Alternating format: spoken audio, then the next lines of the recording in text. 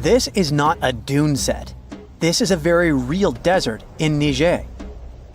Jado was probably built by the nomadic Sao people and is filled with ksars, which are fortified houses made of salt and clay, with giant walls and secret passages.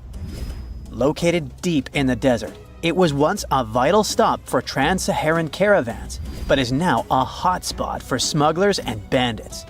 The site has been off-limits since 2002 due to its dangers. The origin of the ksars remain a mystery.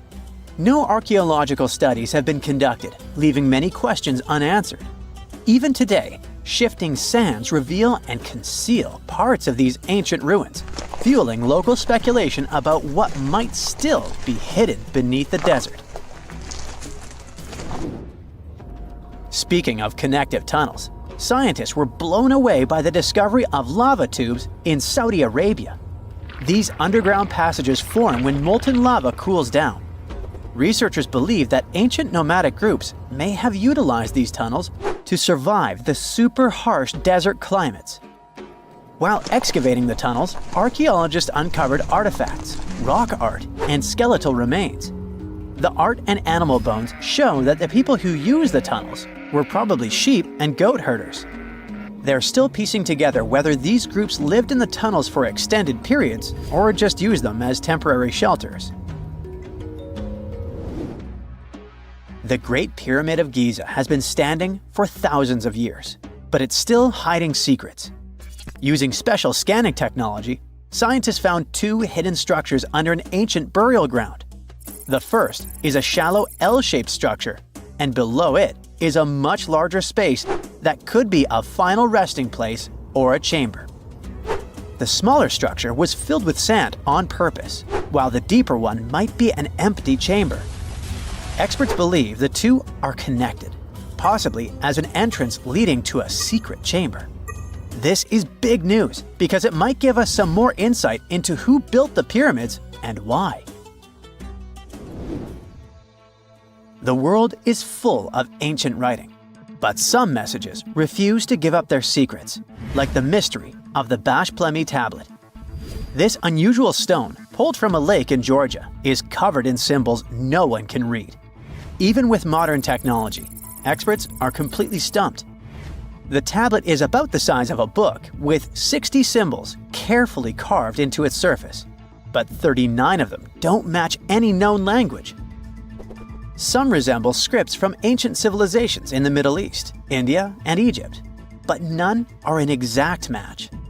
To make things even trickier, part of the tablet is broken off, meaning a piece of the puzzle is missing forever. To rule out a hoax, scientists studied the tablet closely. They confirmed it's made of vesicular basalt, an extremely tough local rock. Whoever carved these symbols must have been really skilled. Based on similar archaeological finds, experts believe the tablet could date back thousands of years, possibly to the late Bronze or early Iron Age. Some symbols repeat, which could mean they're numbers. Maybe it's an inventory list, a record of battles, or even an offering to the deities. Until someone cracks the code, the Bashplemi tablet remains an unsolved mystery from the depths of history. Experts are still stumped with what this Minoan disc might mean. The Phaistos disc is one of the most mysterious finds from the Minoan civilization. This 6-inch clay object, discovered in 1908, has strange spiral markings that no one has fully decoded yet. The disc has 241 symbols on both sides, showing everything from people and animals to tools and plants. Experts have come up with many theories about what the symbols mean. Some think it's an early form of Greek. Others suggest it's a prayer or a hymn. And some even believe it could be a letter from a king in Anatolia to a Greek ruler. Let's see who will be the first to figure this out. It's always a fun day at an archaeologist's office when they find something as big as a 2,000-year-old marble head. A French archaeologist mission went digging inside an old medieval house near Alexandria in Egypt and found a statue's head depicting an old, possibly ill man. This statue dates from the last Egyptian dynasty before it became part of the Roman Empire, and the site where it was found is associated with the likes of Cleopatra and Mark Antony. For archaeologists, even the smallest finds at this site means a lot. You've heard of Lucy, right? The Australopithecus that was an early ancestor for us humans. Well, scientists found some of her species' footprints somewhere in Tanzania. The so-called Laetoli footprints are over 3 million years old. The trail stretched 88 feet and has about 70 footprints, left behind when a bunch of early humans walked across some wet volcanic ash. What's cool is that these early humans were already walking on 2 feet, like us, not all hunched over like apes. The close spacing of the prints shows they probably had short legs and a shorter stride than we do today. In an ancient Egyptian temple, archaeologists uncovered a shrine unlike any other, a place dedicated to falcons and 2 mysterious deities. One deity had a falcon's head, while the other wore a crown with a sun disk and cow horns. But the most baffling discovery was an inscription that read, "It is improper to boil a head in here." At the heart of the shrine, there are 15 headless falcons carefully arranged on a pedestal, likely as offerings to the falcon-headed deity.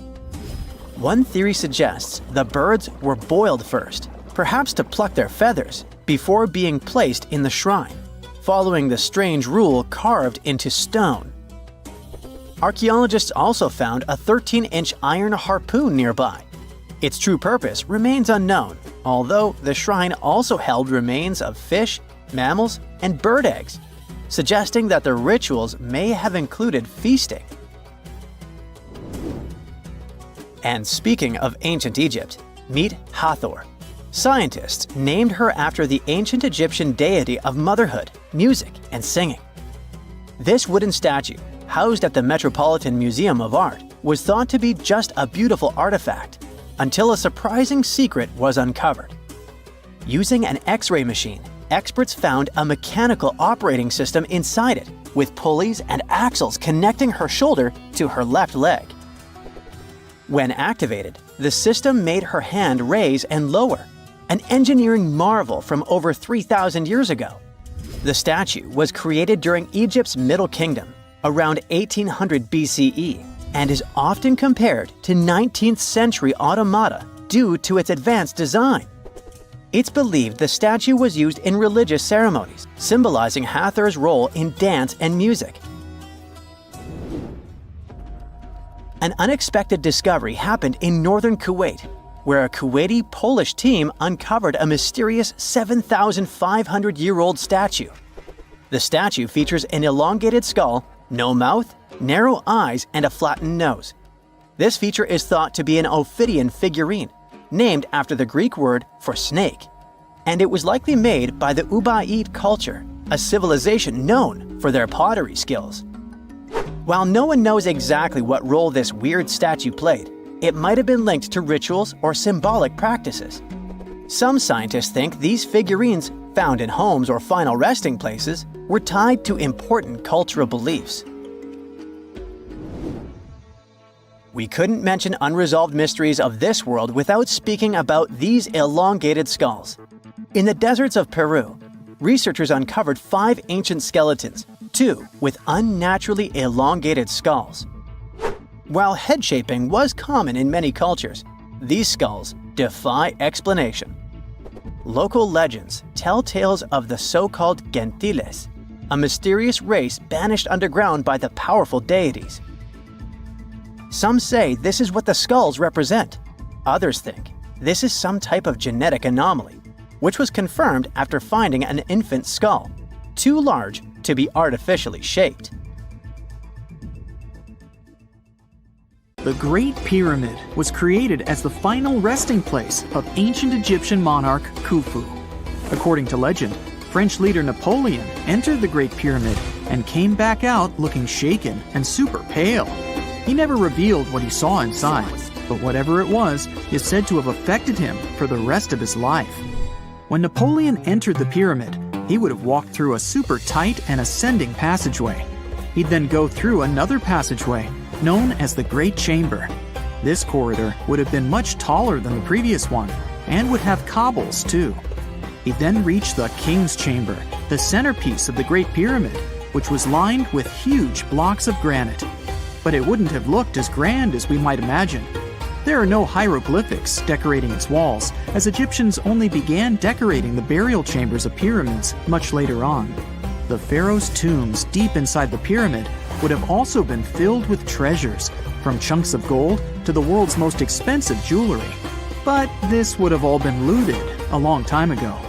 The only thing that probably would have been left in there would have been a huge sarcophagus, which would have once contained the king's mummy. He'd also have to walk past the Queen's Chamber. This room most likely didn't hold any queens though, as pyramids were usually only built for one person. There are mysterious tunnels leading from here. To this day, no one is really sure what they're there for.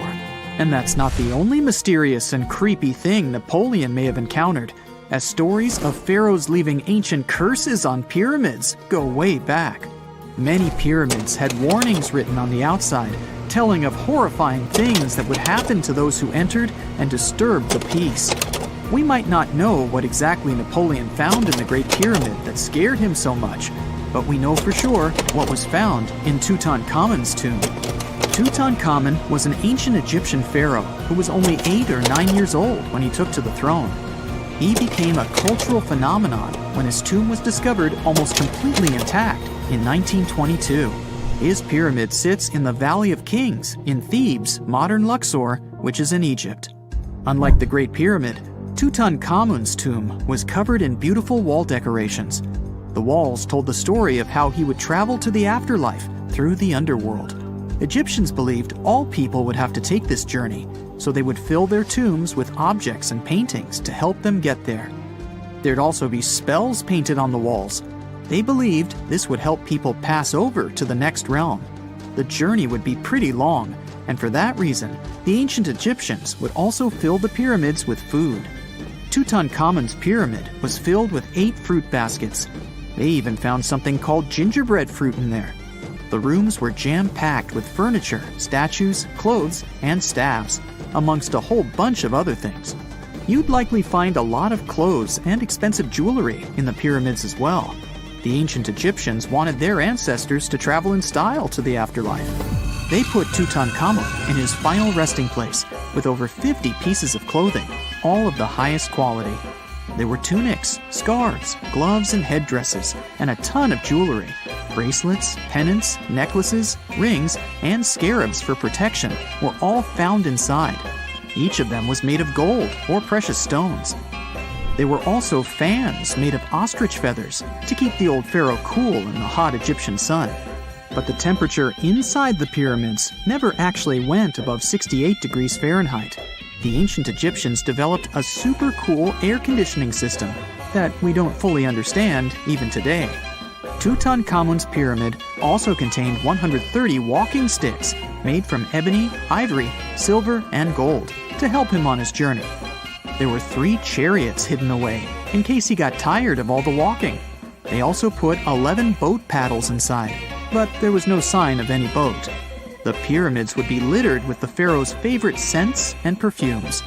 During the excavation of Tutankhamun's pyramid, it quickly became clear that it had been robbed during ancient times. There was damage to doors and traces of oils left in empty jars. It looks like someone raided the pyramid for gold and the scents, perfumes, and oils that had been left for King Tut. There was still a bit of perfume, which was made from coconut oil and frankincense, left in one bottle. It seems like Pharaoh Tutankhamun loved board games. There was an ivory traveling set of senet in his pyramid. Although we don't know for sure exactly how to play it, we have figured out it was sort of an ancient Egyptian version of backgammon. It looks like it was a 2-player game where the goal was to knock your opponent off the board. Not really sure who Tutankhamun's mummy was supposed to play with though. The ancient Egyptians had some rituals that may seem pretty strange to us. For example, they used to shave their eyebrows off if they ever lost a cat. So it's not too surprising they put some really weird things inside pyramids. archaeologists discovered a collection of mummified cats and scarab beetles in pyramids that date back more than 4,000 years. They were found in the pyramids of Saqqara, which is south of Cairo. They also found a bunch of makeup kits and mirrors inside. Makeup was worn proudly by both men and women in ancient Egyptian times. Eyeliner was the most popular cosmetic. The Rosetta Stone was one of the best discoveries ever made in pyramids. It was found by our man Napoleon Bonaparte and his team. It's a black granite rock that dates back to 196 BCE. It's transcribed in Greek, Demotic, and hieroglyphic. When it was translated in 1822, we got the key to understanding ancient Egyptian hieroglyphics for the very first time. The discovery of Queen Hatshepsut's mummy in 1903 changed our understanding of the Egyptians forever. After she had passed away, her successor, Thutmose III, removed most of the evidence of her reign, so we basically knew nothing about Egypt's first great female leader. She's now gone on to become one of the few and most famous female pharaohs of Egypt. Pharaoh Khufu even had a fully fledged boat in his pyramid. Archaeologists uncovered more than 1,200 pieces of a giant boat near the Great Pyramid at Giza. They reassembled the boat, and it's a whopping 144 feet long. It's most likely a solar boat, which was designed to carry the resurrected king with the deity Ra. Fun fact, the Pyramid of Giza is the last remaining of the 7 wonders of the ancient world. The other 6 are the Hanging Gardens, the Colossus, the Temple of Artemis, the Mausoleum, the Lighthouse, and the Statue of Zeus. This pyramid was also the world's tallest man-made structure for 3,800 years, and it's the biggest pyramid in Egypt. It took a staggering 2.3 million blocks of limestone, and some weighed as much as 80 tons. It took an incredible 100,000 laborers and a whopping 23 years to build. Its original height was a mega 480 feet. In 2017, archaeologists discovered something weird about Egypt's Great Pyramid. There's a hidden void that's at least 100 feet long, and no one really knows why it's there or what's actually inside it. The weird void is the first inner structure discovered within the 4,500-year-old pyramid since the 1800s. Scientists used cosmic rays to detect the massive hole, but are still no closer today to finding out what's inside. The ancient Egyptians took a lot of care building the pyramids, and everything was strategically placed and structurally sound, so it's super unlikely that this hole is due to blocks falling over time. Loads of pyramids also contain small model figurines called ushabti. These represented attendants. They believed they would come to life to serve the pharaohs in the afterlife. But it's amazing that all this stuff actually fit inside. There isn't actually a huge amount of space inside the structures. It's mostly just rock. Unlike many other ancient Egyptian burial grounds, King Tutankhamun's tomb stayed hidden and free of unwanted thieves for 3,000 years. One reason was that the tomb was smaller than average and tucked away in a place called the Valley of the Kings.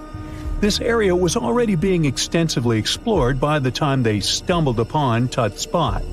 The entrance was all covered in debris from building a nearby tomb, which must have also helped keep it a secret. There were also 0 writings or signs on the outside of the tomb.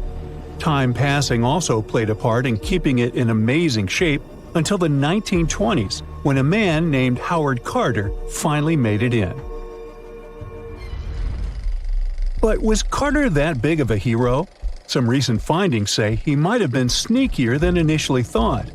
People used to think Carter wasn't just a glorified treasure hunter, he was a true archaeologist. Before Tut, he had been on a relentless quest for Egyptian artifacts.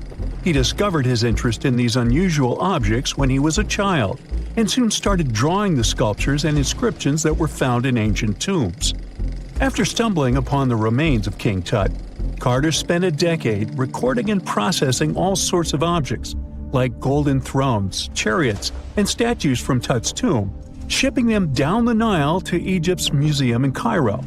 Well, at least that was the official story. More recent discoveries claim that not all of the objects made it to Egyptian officials.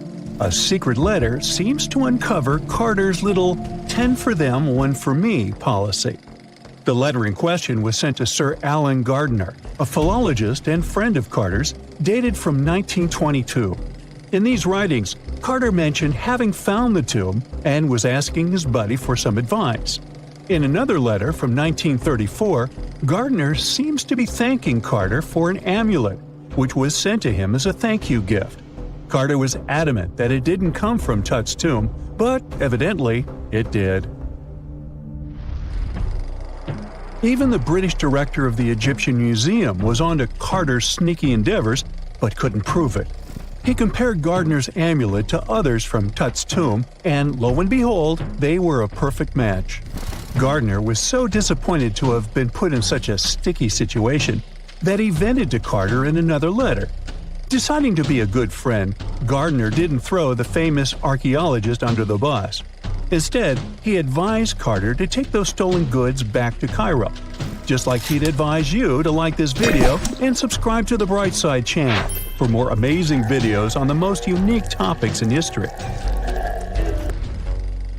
It's not the only shady piece of information on Carter's post-discovery behavior. In 1947, a man named Alfred Lucas, who used to work with a controversial archaeologist, gave some information in an obscure journal in Cairo. He claimed that Carter sneakily cracked open the burial chamber door himself. Then he sealed it back up like nothing had happened before the official uncovering. Now, why would he do that? Well, the same theory suggests that Carter and his crew might have entered the tomb early so they could get their hands on some ancient goodies. Obviously, these people couldn't risk having such objects sold while they were still alive, but made sure they were auctioned off after they passed. Carter, though, never confessed to anything. He made no official denial either, but the Egyptian government couldn't risk any more mysterious disappearances, so they prohibited him from entering the tomb for a while. Some have connected this apparent stealing to the curse of King Tut. If you've never heard of it, know that it became quite the scary tale soon after King Tutankhamun's resting place was uncovered. It claimed that anyone messing with the tomb of the boy pharaoh would face some serious bad luck. It's not all dramatic like a mummy going on an aggressive spree, but word got out that the people involved in disturbing King Tut's lair met some mysterious, untimely ends. The main untimely passing related to this supposed curse is that of George Herbert, the 5th Earl of Carnarvon. He was this British aristocrat who helped fund the search for the tomb. He passed away just a year after the tomb was opened. Now, people love to call it mysterious, but it turns out that Herbert was already in pretty bad shape health-wise when he got to Cairo, and he ended up getting taken down by a regular disease. Now, let's talk numbers. There were a lot of people linked to this tomb opening – security guards, archaeologists, and supporting staff. And sure, a few of them did pass not long after the tomb started receiving visitors. As much as we'd like this curse to be true for the sake of, good storytelling, statistically, if you have a bunch of people connected to opening a tomb, you'd expect some passings just by random chance. The average lifespan for those supposedly targeted by the ancient curse was more than 20 years after the spell was supposed to kick in. Herbert's daughter even lived until the 1980s, that's half a century later. And Howard Carter himself lived until 1935, a solid 16 years after the big reveal. Some have suggested that the whole curse was nothing more than a careful PR strategy. You see, when Tut's tomb was found, Howard Carter wanted to make a priority out of keeping nosy reporters away. So he might have come up with a curse hanging over anyone entering the boy king's resting place. But what was stolen from King Tut's tomb anyway? Well, some jewelry to begin with. It might have been snatched by Howard Carter himself, according to a French specialist. He did some intensive research by looking at old pictures taken from inside the tomb back in the 1920s. He compared those images to various objects from museums and auction houses. He soon started to piece together the whereabouts of some of Tut's jewelry. First up, there's this collar that used to be on Tut's chest. It was all broken into pieces, and some parts went via Carter to the Nelson Atkins Museum in Missouri. Meanwhile, other bits ended up on a necklace owned by some unnamed people who tried to sell it in 2015 but failed. Even the Nelson Atkins Museum agrees, as they've confirmed the information on their website. Then there's a headdress piece. Some beads from it that once belonged to Tut apparently got stolen by Carter too. They were also strung into a necklace and are now being held at the St. Louis Art Museum. Another fancy collar made out of glazed ceramic magic spent some time at the Met, far away in New York.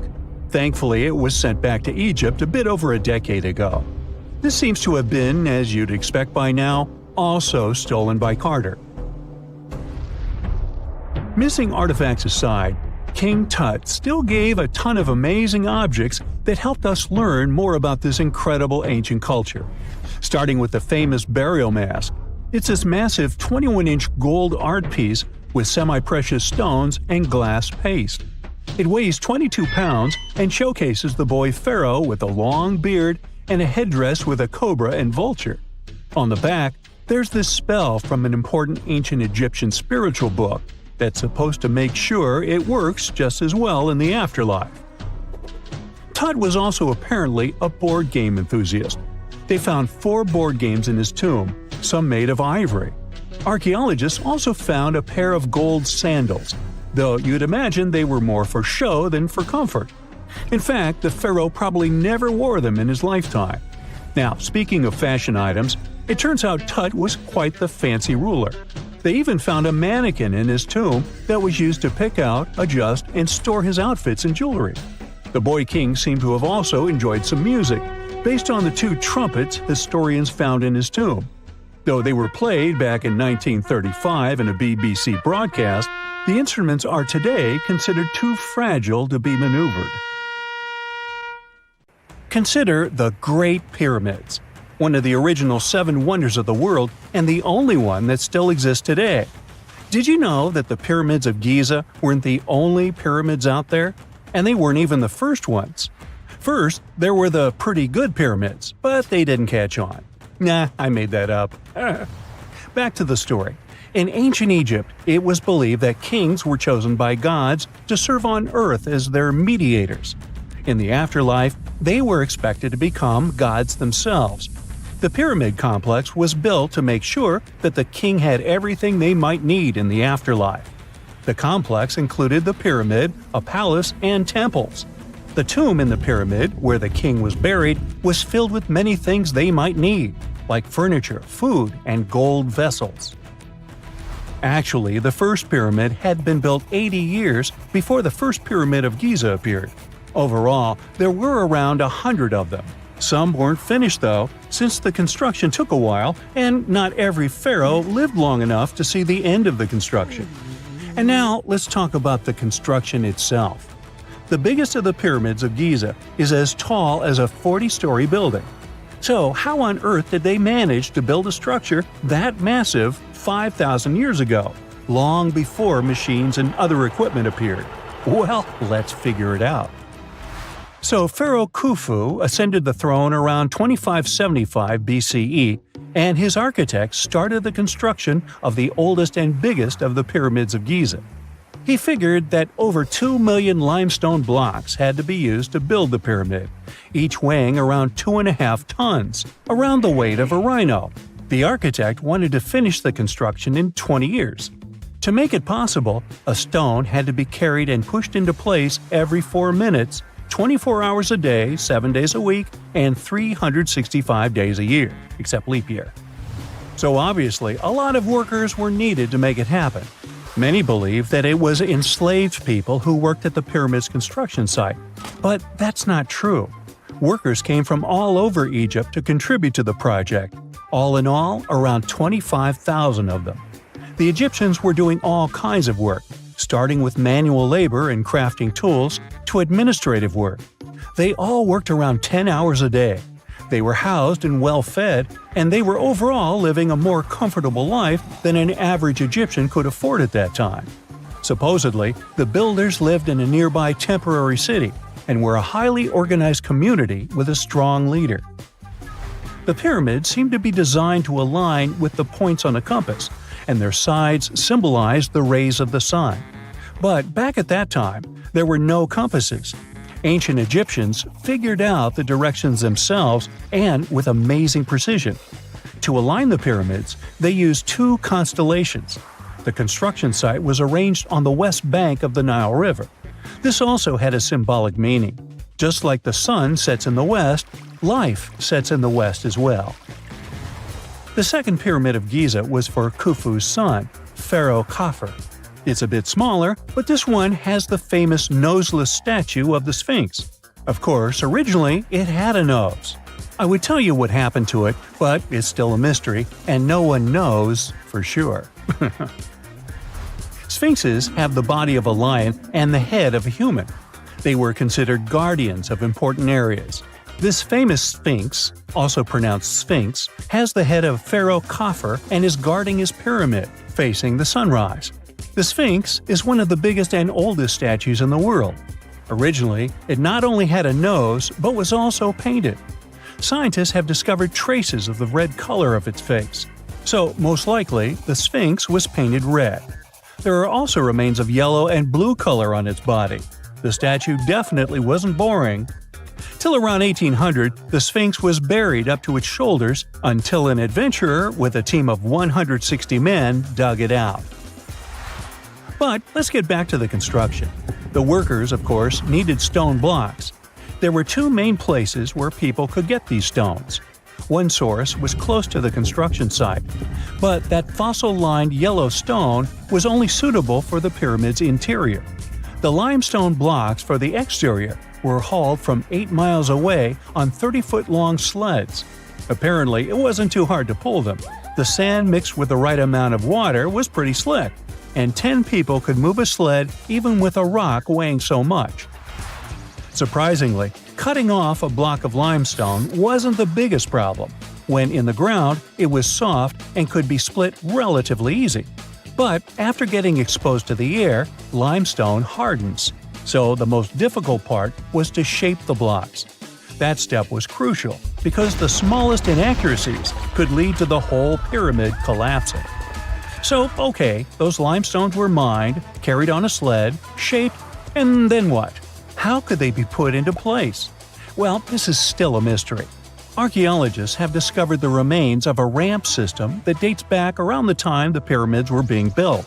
So historians have come to the consensus that, most likely, the Egyptians designed a unique ramp system to move and pull huge stone blocks. The most common opinion is that there were several ramps around the pyramid. There probably was a central ramp with 2 staircases on each side of it built over the pyramid stones. The ramp was growing as the pyramid was getting higher. People might have been walking up the stairs, pulling up stones on wooden sleds. But this is just one of the options. Other experts say that the ramps were around the pyramid, and some say that the ramps were inside the pyramid. Maybe we will never know for sure, and it'll forever remain a mystery. The exterior limestone of the pyramid was polished with sand and stone until it gleamed. On top, there was a gold and silver capstone, which glimmered over Egypt like a second sun. So, that's how it was 5,000 years ago. Now, about the interior. Surprisingly, there's not much inside the pyramid. Most of it is just solid stone with very little open space. But let's take a quick look inside. From the entrance, there are 2 stairways, one going down and the other going up. They take us to the chambers. There are 3 of them inside. Now, why is that? Apparently, throughout the whole construction, a burial chamber had to be prepared at all times, just in case a pharaoh kicked the bucket before the construction ended. So, separate chambers were built one after another as the construction progressed. The last of them was the main one. It's called the King's Chamber. It's the one where Khufu was resting. It's the biggest room at the very heart of the pyramid, and there's a big passageway leading to it. It was likely used as a kind of elevator to move granite up to build the interior. Granite was also used to make 5 stories of support beams to ensure that the pyramid didn't collapse. And we can see that it worked since it's been standing for centuries. Unfortunately, none of these chambers have hieroglyphs on the walls. If you want to see the writings, you should go to the decorated tombs near the pyramids. Those pieces of art are depiction of ancient Egypt's culture and daily life. The texts allow researchers to study their language and grammar. The treasures that once were in the pyramids have been taken by people. There are also many secret tunnels and passages inside the pyramids, but even today, no one knows the whole plan of the interior. Scientists have been sending little robots with cameras inside for many years, but there's still a lot we don't know about the pyramids. Now they're trying to use an X-ray to scan the pyramids from the outside, without going inside. So yeah, ancient Egyptians did create a mystery no one has been able to crack for 5,000 years already. This just in, the world's oldest pyramid was built during the last ice age. And I'm not even talking about Egypt. I'm saying our ancestors might have spewed a 27,000-year-old pyramid in West Java. Gunung Padang is not exactly shouting pyramid. It's more of a mound with huge scattered stones tossed all over it. But local people seem to revere it, and they have for centuries. It wasn't until recently that the Indonesian authorities decided to excavate a bit deeper to see what all the fuss was about. They ended up finding the remains of a human settlement. It was rather unexpected, since the mound is pretty high up. This excavation could only prove there were humans in the area as far back as 45 BCE, which sounds reasonable. It was up to an Indonesian geologist named Donny Hillman to prove that Gunung Padang is the world's first pyramid. He used all sorts of new technology to support his claim. Our guy used carbon dating, which digs deep into the earth and takes whole chunks of soil. He found layers and layers of constructions, like he was digging up Rome and finding ancient buildings buried in the ground. His research proved that there had been caverns and even rooms down there, which could only mean one thing: humans. As for the rocks located up in the mound, they were most likely strategically placed by the people who lived there back in the day. They needed a place to meditate, so they arranged things in a harmonious way. Their smooth surfaces wouldn't be the result of years of erosion, but the works of great sculptures, the Michelangelos of their day, let's say.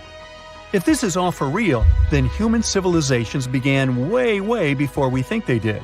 Our ancestors, the Paleolithic humans, didn't have what it took to be considered a civilization, especially not the tools and knowledge to build pyramids. They needed a lot of masonry skills, which weren't all that available during the last ice age. His peers don't share this view, though. They could believe Hillman's theory if he had found evidence such as charcoal and bone fragments, but he didn't. Flint Dibble, another archaeologist, says that without concrete evidence of human activity, there's no proof of an actual pyramid. In this case, all the data proves is that the soil in the mound dates back to 27,000 years ago. He thinks the rocks on top of the mound just slipped down the hill, like rocks normally do. Only a complex society would have managed to build a stepped pyramid like they claim it was. But according to Bill Farley, an American archaeologist, there's just no reason to believe there were any settlements in Indonesia during the last ice age. Now, just so you know, the oldest known ancient society with this kind of knowledge is probably 11,000 years old and used to occupy the region of modern-day Turkey. Take a look, Turkey's Göbekli Tepe. It's also not a pyramid, but it's the oldest monolithic construction made by humans. Back in the Neolithic period, a lot of people settled there, and there are proofs for it. For example, the walls there are covered in ancient drawings of clothing and wild animals. Until recently, the title of the world's oldest pyramid went to a three-sided construction known as the Djoser Pyramid in Egypt. Djoser is located just a few miles south of the Giza complex in a town called Saqqara. It made its way to popular culture more than once. In the 18th century, it became a common feature in European paintings. Young men from the cultural elite did a grand tour around the world, and Saqqara was at the top of their list. It was also featured in the video game Assassin's Creed, with a digital representation way more accurate than many historical drawings of the thing. That was kind of a big deal in ancient Egypt, to build pyramids for kings to spend their afterlives. And if you thought the Khufu pyramid was the oldest one in the world, well, Djoser was built 70 years ahead of that time. The development of new technology has allowed archaeologists to make groundbreaking discoveries, And a new, or should I say ancient pyramid in South America might win the title in dispute. It turns out that pyramids were also pretty fashionable in the Americas in the old days. Among them are the iconic pyramids of Guatemala's Tikal temple complex, the same ones that appeared in Star Wars No. 4. But to find the oldest pyramid in the Americas, one would have to travel to Peru. Deep in the Peruvian desert, archaeologists stumbled upon a sprawling ancient metropolis known as Caral. At first, researchers believed that the settlement was pretty recent, since the site was way too complex for ancient technology to handle it. As we said, Caral is a desert town, like Las Vegas, but without all the hoopla. This means no easy access to water. And for cities like these to thrive, they need a considerable irrigation system, which leads us back to complex technologies. The Peruvians surprised us all with this new discovery. This site was huge, filled with an amphitheater, houses, and religious buildings. The whole thing probably sprawled through 370 acres. And when scientists went to test their initial hypothesis using radiocarbon dating, they found that the city probably sprung around 2027 BCE. On the site, archaeologists found 6 pyramids that could possibly predate the one in Saqqara. As far as they know, both civilizations coexisted in the same time period, in opposite parts of the world. But since researchers can't pinpoint the exact age of Caral's pyramids, it's pretty hard to guess which civilization completed their pyramid first. If only we had a crystal ball. Now, it just so happens that the shape of a pyramid is something that nature is able to produce all on its own, leaving us modern-day humans a bit confused. A classic example is the Japanese side of Yaonagani, which also goes by the name of Japan's Atlantis. The entire monument is about the size of 5 football fields and the height of a 5-story building. Explorers and scientists believe that Yaonagani dates back to 10,000 years ago. For Japan's top marine geologist, Professor Masaki Kimura, Yaonagani is the heritage of a lost civilization. Kimura has dived into exploring the ruins over 100 times over the past 10 years. To him, there are clear signs of human activity down there. Check out this triangular-shaped pool on the monument's surface. Kimura thinks it's actual proof of humans, because this triangle-shaped concave is a historical symbol of water fountains in the region. As it happens with a lot of these cases, not all scientists are convinced the same. For many, Yaonagani is probably the result of thousands of years of erosion, and the fact that the monument is composed of one massive rock leads them to believe it is not really human-made. Sure, these huge basalt columns may look like the ruins of a palace, but they're most likely the result of the intense volcanic activity in the region. And speaking of natural formations that really look like a human made it, a pyramid on Mars has been a hot topic lately. Humans have been keenly trying to prove that there is life on Mars for quite some time. But some are stretching it really far, saying that little green or gray people built a pyramid on the planet to try and build their own civilization. This picture was taken over a decade ago by the Mars Reconnaissance Orbiter, the MRO, but it started to resurface recently. It shows what looks like a 3-sided pyramid. Some people claim that the smooth side of the pyramid could only be the effect of otherworldly work. Then science comes along and explains that Mars is home to one of the deepest canyon systems in the whole solar system. The so-called pyramid is located in what is known as the Kandor-Chasma region. This Martian region has a bunch of similar formations that are nothing more than the result of erosion. Nothing supernatural going on there, apparently. It's 1898, and you're taking part in excavations in Saqqara. This place, not far away from Cairo, is full of ancient tombs and pyramids. You're in your Indiana Jones mood and hope to find something really phenomenal to become famous. Gold, manuscripts, treasure maps, mummies of famous pharaohs. Wait, a wooden bird? You're really disappointed as it looks like a regular toy. An old one, but still. Little do you know that years later, someone would propose that your bird was actually an ancient monoplane. So the artifact, nicknamed the Saqqara bird, is made of a sycamore tree. The birdie has a wingspan of just 7 inches and weighs around 40 grams. A perfect original souvenir from Egypt, I would say. It's over 2,000 years old and looks pretty plain, without any carvings of feathers or other intricate ornaments. It has a beak and eyes, though, which makes our find look like a hawk, the emblem of the deity Horus. Its tail is rather unusual as it's squared, looks weirdly upright, and it seems like the sunken part of it was the place for a now missing piece. Humans love solving a good mystery, so there have been several attempts to explain the use of the birdie. First, quite simply, is that it was a ceremonial object.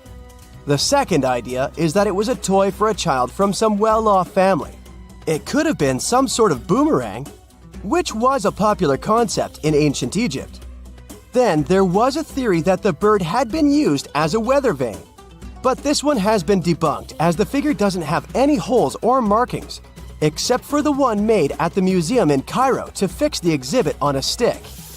So there was no way to hang it in the past.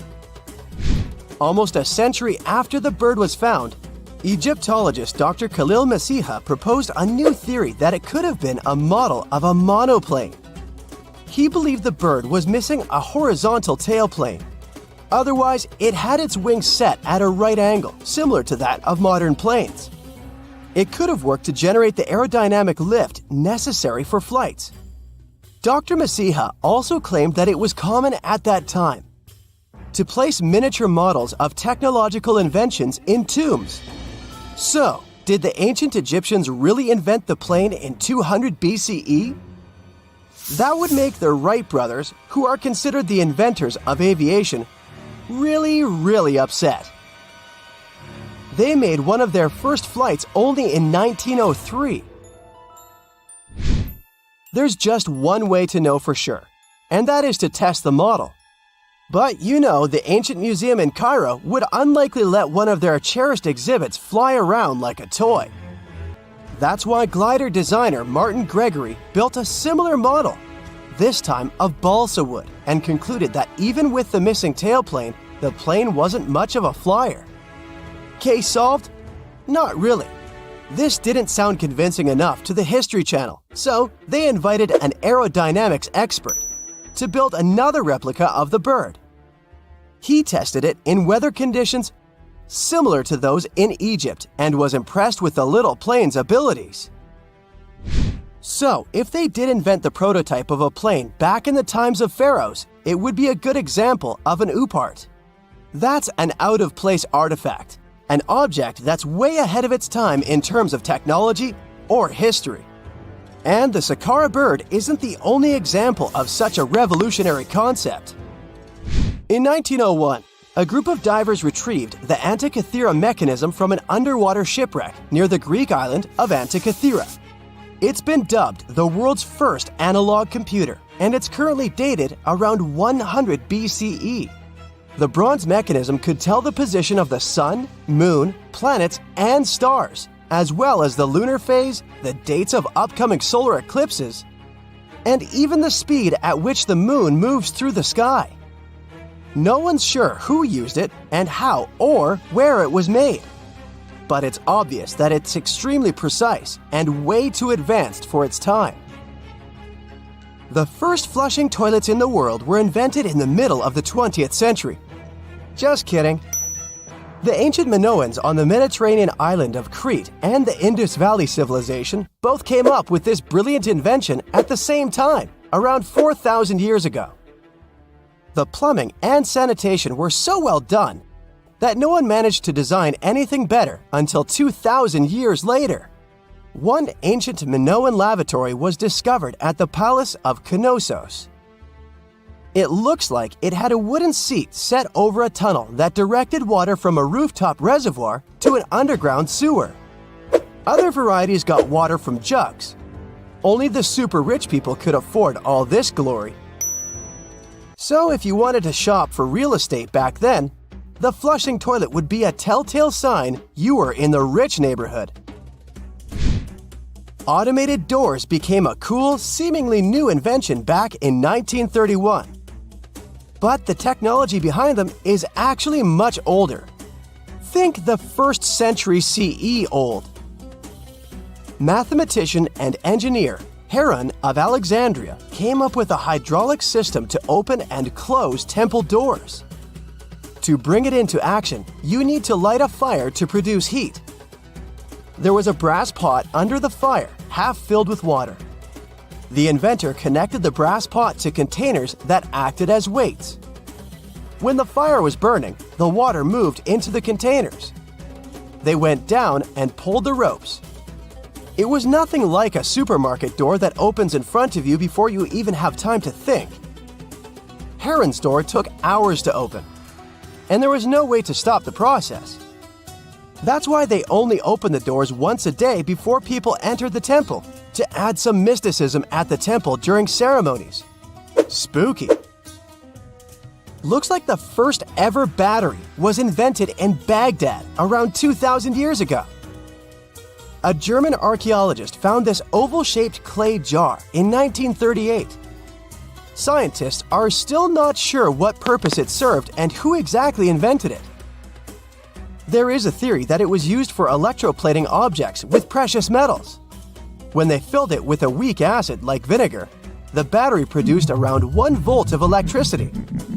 Another theory says it was a vessel for sacred scrolls. Would you like to buy contact lenses designed by Leonardo da Vinci himself? In 1508, he invented a glass lens with a funnel on one side. You were supposed to wear it with water inside to improve your vision. Sounds a bit uncomfortable, doesn't it? So, around a century later, French scientist René Descartes decided to improve the idea and make the cornea contact the future lenses. Contacts because they contact your eyes, get it? The glass tube with liquid did help improve vision, but blinking was sadly impossible. 2.5 centuries later, new technologies in the glass industry let scientists design contacts that would fit in the eye and even let the wearer blink. Thanks, guys! Still, those lenses were made of heavy blown glass and didn't let the eye breathe. About 50 years later, contacts became plastic, lightweight, unbreakable, and scratch-resistant, but still covering the entire eye. And then, in 1948, an English optical technician accidentally sanded down a plastic lens and figured out they'd still be in place even if they covered only the cornea.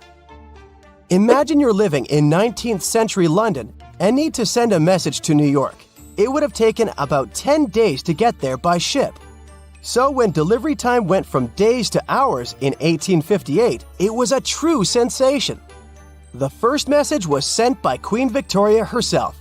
It was all made possible thanks to the transatlantic telegraph cable, running under the ocean. Sadly, the new cool invention only lasted a few weeks. It took years to bring it back to life. And now we're off to almost 5,000 years ago. Let me take you to ancient Egypt, where back in 2550 BC, guess what? The construction of the Great Pyramids of Giza started. People learned to build cathedrals and skyscrapers, but it wasn't until recently that these massive buildings appeared. It's still a mystery to even modern scientists how these pyramids were built 5,000 years ago. No wonder they are one of the 7 wonders of the ancient world. They're also the oldest of them and the only wonder of the ancient world that still exists in the 21st century. It must have taken a lot of cooperation to build a thing that massive, even for today's metrics. But the Giza pyramids weren't the first pyramids ever.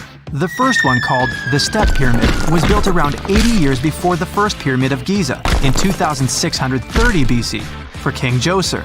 It wasn't meant to be extraordinary, but ended up being quite impressive. It was a pyramid of 6 stepped layers of stone. It was 204 feet high, which is as tall as a 19-story building. And it was the tallest building that existed at that time. It wasn't just a pyramid though, it was surrounded by a whole complex of buildings, including even courtyards. In ancient Egypt, people believed in the afterlife, so everyone, especially kings, wanted to make sure they had everything they needed to get ready for it. Here's why the pyramid complex was perfectly supplied with a lot of objects people used every day. The complex included a pyramid and a kind of a palace. Those buildings had many things the king loved and might need one day, like furniture, food, and gold vessels. After Djoser, building pyramids became common practice, but many pyramids weren't finished. It would usually take about 20 years to build one, but many rulers reigned way less than that. Overall, there are more than 100 pyramids. The most famous pyramids are the Great Pyramids of Giza. The first one and the biggest one was built for Pharaoh Khufu, around 2550 BC. Initially, it was 481 feet tall, which is as tall as a 40-story building. The second pyramid was built for Khufu's son, Pharaoh Khafre, around 2520 BC. It's just a bit shorter, usually standing at 471 feet high, a 39-story building. This is the pyramid with the famous statue of the Sphinx. Sphinxes have a lion's body and a human head. They were built to guard important areas. This one has the head of Pharaoh Khafre and is guarding his pyramid, facing the sunrise. The Sphinx is most well known and is one of the world's biggest and oldest statues. Originally, it had red color and did have a nose. It's still possible to see the trace of red pigment by its ears. But no one knows exactly when the nose disappeared. For some time, the Sphinx was sort of hidden underground, being covered with sand up to its shoulders. Luckily, in the early 1800s, an adventurer with a team of 160 people dug it out. The third pyramid of Giza is the smallest one, being more than twice shorter. Originally, it was 218 feet high, about the height of a 20-story building. Built in 2490 BC, it was a pyramid for Khafre's son, Menkaure. The pyramids are designed to align with the points of the compass, and their sides symbolize the rays of the sun. But back at the time, there were no compasses. Ancient Egyptians figured out the directions themselves, and with amazing precision. To align the pyramids, they used two constellations. Originally, the pyramids were covered in smooth white limestone and had a gold-silver top to reflect the sun. Later, the white limestone was taken from the pyramids by other kings and used for other buildings. Scientists estimated that ancient Egyptians used about 2.3 million stone blocks to build the first pyramid. Each block weighed more than 1 ton. This is the weight of a rhino. Some blocks were even bigger, being almost as heavy as an elephant. 4.5 millennia ago, there was no modern equipment to help build it. There were no machines, no wheels, and even no steel. The only metal available to them was copper. Even today, scientists aren't sure how the Egyptians managed to build the pyramids. There are no records left that would shed light on it. Some even think that Egyptians wanted to keep it as their secret and didn't even record it on purpose. Many believe that poor people and foreigners built the pyramids, but it's not true. Actually, the builders were very skilled workers, and they were fed and paid well. The archaeologists claim that the builders lived in a nearby temporary city and were a highly organized community with a strong leader. Scientists say that around 20,000 people worked on each pyramid complex, and it took about 20 years to build each. It probably was a national project. The construction site was large in resources, and food and essentials were likely to be contributed from all parts of Egypt. Even with all that support, it remains unclear how people managed to cut, transport, and assemble those huge stones. One of the theories suggests the stones were most likely transported on boats down the Nile River. Then, there was a harder part. They had to be moved to the construction site. For that, they probably used wooden sleds. It wasn't very hard to pull them because the sand mixed with the right amount of water was pretty slick. And 10 people could move a sled even with a rock weighing 1 ton pretty easily. Finally, one last problem. The stones had to be lifted and put into place. Archaeologists have discovered the remains of the ramps system that dates back to when the pyramids were built. Most likely, the Egyptians designed a unique system to move and pull huge stone blocks, but no one knows what it looked like exactly. The most common opinion is that there were several ramps around the pyramid to help move the blocks. The ramp was growing with the pyramid getting higher. They suppose people were walking up the stairs, pulling the stone on the wooden sled up in the middle on the sandy ramp. But this is just one of the options. Others say that the ramps were going around the pyramid. Some say the ramps were inside the pyramid. But we'll never know for sure, and it'll forever remain a mystery, just like the ancient Egyptians wanted. Surprisingly, there's not much inside the pyramids. Most of it is just solid stone with very little open space. But let's take a quick look inside the biggest of the pyramids of Giza.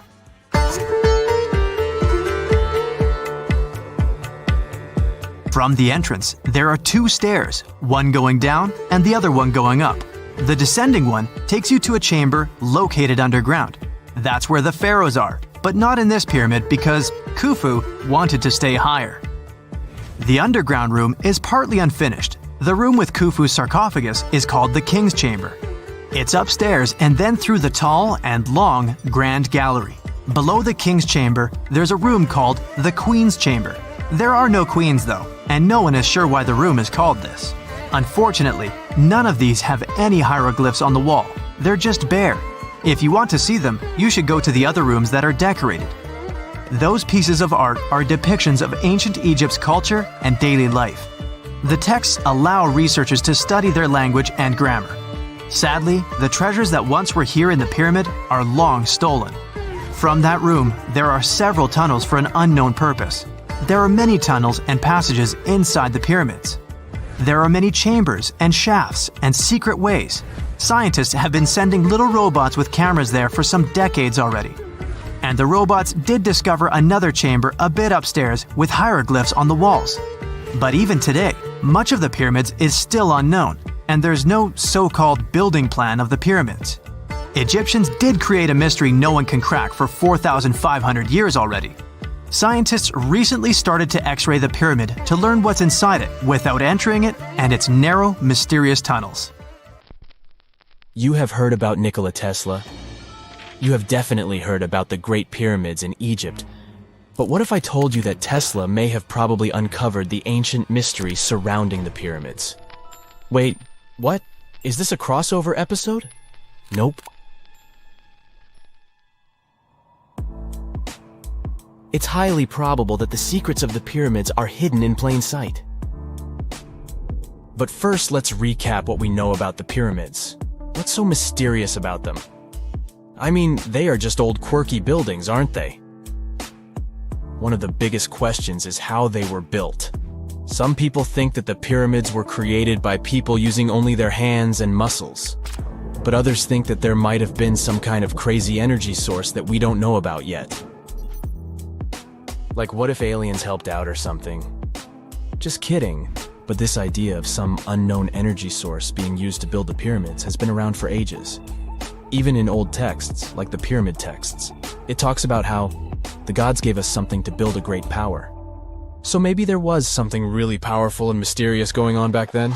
Who knows? Back in the early 1900s, he got obsessed with the Great Pyramids of Egypt. He read numerous books about these ancient structures and was blown away by how much energy they seemed to have. At that time, not many people knew much about electricity, and Tesla started to wonder if there was some kind of advanced tech hidden in the pyramids. He had an idea that the power of the pyramids had to do with electromagnetism, and he put a lot of time and effort into trying to figure out the mystery. Tesla had some pretty unusual theories about the Great Pyramids. He thought that they could actually store and move electricity, which could then be used to power up the areas around them. He also had this theory that the pyramids were built using some kind of crystal energy. He believed that the chambers inside the pyramids could have these super powerful crystals that could control the electromagnetic fields. But that's not all. Tesla also had this idea that the materials used to make the pyramids had properties that allowed them to trap energy from the sun and the moon. And not just a little bit of energy. He thought that the pyramid could actually create this massive energy field that could light up whole cities or even brighten up dark places. He thought that the pyramids could be used as giant power plants to generate electricity and run machines. Tesla even believed that the pyramids were somehow linked to cosmic energy, which could be used for spiritual enlightenment and healing. How very new age of him. Anyway, Tesla wasn't just pulling these ideas out of thin air. He was seriously into studying everything he could about the pyramids, from ancient artifacts and texts to hieroglyphs and drawings. And he came up with this idea that the pyramids were designed to be energy amplifiers, and some kind of unknown energy source was used during their construction. Some people thought Tesla was eccentric for coming up with these theories, but his ideas have actually had a huge impact on the way we think about the pyramids today. Researchers and scholars have been digging into his theories for years, and using them to uncover some of the biggest mysteries surrounding these ancient structures. For example, recently scientists have used theoretical physics to investigate how the Great Pyramid of Egypt would react to certain radio waves. They found out that if the radio waves were a certain length, the pyramid could concentrate the energy inside its rooms and focus it under its base. The scientists did lots of calculations to figure this out. They first thought about what radio wavelengths would work best. Then they made a model of how the pyramid would react to the waves. They figured out how much of the energy from the waves would get absorbed or spread out. Lastly, they checked how the energy would move around inside the pyramid when the waves hit it. To help explain all of this, the scientists used something called multipole analysis. This is when you take a complicated object and break it down into simpler parts. Then you can see how each part interacts with the energy that's coming in. It's like taking apart a puzzle to see how each piece fits together. The researchers are interested in how all of this can be used in the future. They want to make really tiny particles that can do the same thing as the pyramid, but with light. By changing the size, shape, and the material of these particles, they can control how the light moves around them. This can be really useful for things like making tiny sensors or super efficient solar cells. The scientists had to make some guesses when they were doing their research. They assumed that there weren't any hidden spaces inside the pyramid, and that the material used to build it was all the same. But even with these guesses, they still made some pretty impressive discoveries. But the pyramid study is not the only proof that Tesla was ahead of his time.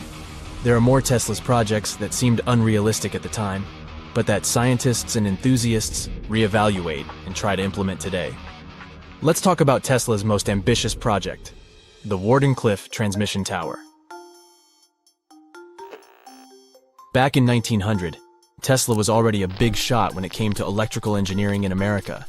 People were blown away by his amazing inventions and the fact that he managed to outdo Thomas Edison in the battle of currents. However, Tesla wasn't content to rest on his laurels. He decided to embark on his most ambitious project yet, the transmission tower at Wardenclyffe. It was built between 1901 and 1905, and it was based on one of Tesla's breakthrough ideas. He had a vision to make the impossible possible by creating a global wireless communication system. It would use Earth itself as a conductor, transmitting music, news, stock market reports, secured military communications, and even facsimile images. Does it sound familiar? Right, it sounds just like the internet that we use today, only without the use of any wires. But Tesla had a much bigger dream in mind, to transmit power wirelessly. He already proved that high-frequency signals could be sent without any wires using his Tesla coil transformers, and this sparked his obsession with wireless energy transmission. His vision was to not only transform the way we communicate, but also to find a way to transfer power currents globally by tapping into the Earth's natural energy. Tesla believed that there was an abundance of free energy all around us that could be used for humanity's benefit. In 1899, he conducted some top-secret experiments and got convinced that it was possible to transmit electrical power through the Earth's upper atmosphere. This is actually how the Wardenclyffe Tower was created. It was supposed to be the prototype station for a network of towers all over the globe that would provide the whole world with wireless energy. Unfortunately, Tesla didn't have the resources or the patience of his investors to bring this project to fruition. It ran into all sorts of financial problems and roadblocks, and in 1917, the unfinished tower was finally torn down for scrap metal to pay off Tesla's mounting debts. Now it remains a sad reminder that even the greatest minds can sometimes fall short of their dreams. The original red brick laboratory, however, is still there, and it is the only Tesla lab that has survived. Fun fact, in 2017, a film crew made a crazy discovery. They used ground-penetrating radar to explore the area around Wardenclyffe, and they found a whole series of tunnels stretching for hundreds of feet underneath the site. Nobody knows exactly what these tunnels were used for, but people have been speculating for years that they were part of Tesla's grand plan. Wardenclyffe, of course, is a major landmark for Tesla enthusiasts from all over the world. Who knows? Maybe someone will finally crack the mystery of the tunnels one day. But even if they don't, the legacy of Tesla and his amazing ideas lives on. Whenever you hear about ancient ruins, you almost never picture them being suspended somewhere, or just randomly hanging on the branch of a tree, right? In fact, for most of the ancient artifacts we have exposed in museums all over the world, archaeologists did quite an impressive amount of digging. You see, buildings have this funny way of fading away over time if not properly taken care of. Sometimes we need to reuse some building materials, so an older construction may be sacrificed in the process. Other times houses are abandoned, and once they are exposed to the elements on the surface, like rain or sunlight, they don't really stand a chance. Some just simply crumble away due to good old erosion. So the only way a piece of architecture can survive the test of time is if it's somehow gotten buried deep down. Now, how did they end up buried in the first place? Well, it's quite the comedy of errors. Ancient cities had a habit of gradually raising their ground level like a kid adding toppings to their ice cream sundae. You see, these settlements were always busy collecting food and building materials to keep up with their ever-growing population.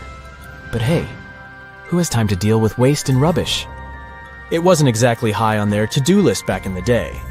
So when it came to building new houses, ancient civilizations found it much easier to save their sweat and tears by piling up the rubble and constructing right on top. But that's not all. Rivers would also occasionally flood and deposit a layer of sediment on the city floors, further encapsulating those ancient constructions. And in those dry regions like the desert, where the wind likes to show off its sand and dust dance moves, you can bet it was a constant struggle to keep the establishments clean. One hilarious example is the Sphinx, which had its head buried in sand until a group of archaeologists unearthed it in 1817. Some ancient towns eventually got covered up because they were completely abandoned. With less human activity to control their expansion, plant seeds couldn't resist the opportunity and sprouted all over the place. They gobbled up carbon dioxide from the air and grew, adding more and more bulk to the ground. Those cheeky roots even decided to stabilize the soil made from decaying plant matter, creating layers upon layers of earthy goodness. It's like the ultimate DIY project Mother Nature embarked on, with plants as her loyal helpers. The act of digging into the secrets of ancient civilizations is not just about unearthing a lost world. It's also an epic quest to reveal the hidden treasures beneath layers of history. But how do archaeologists know where to dig in the first place?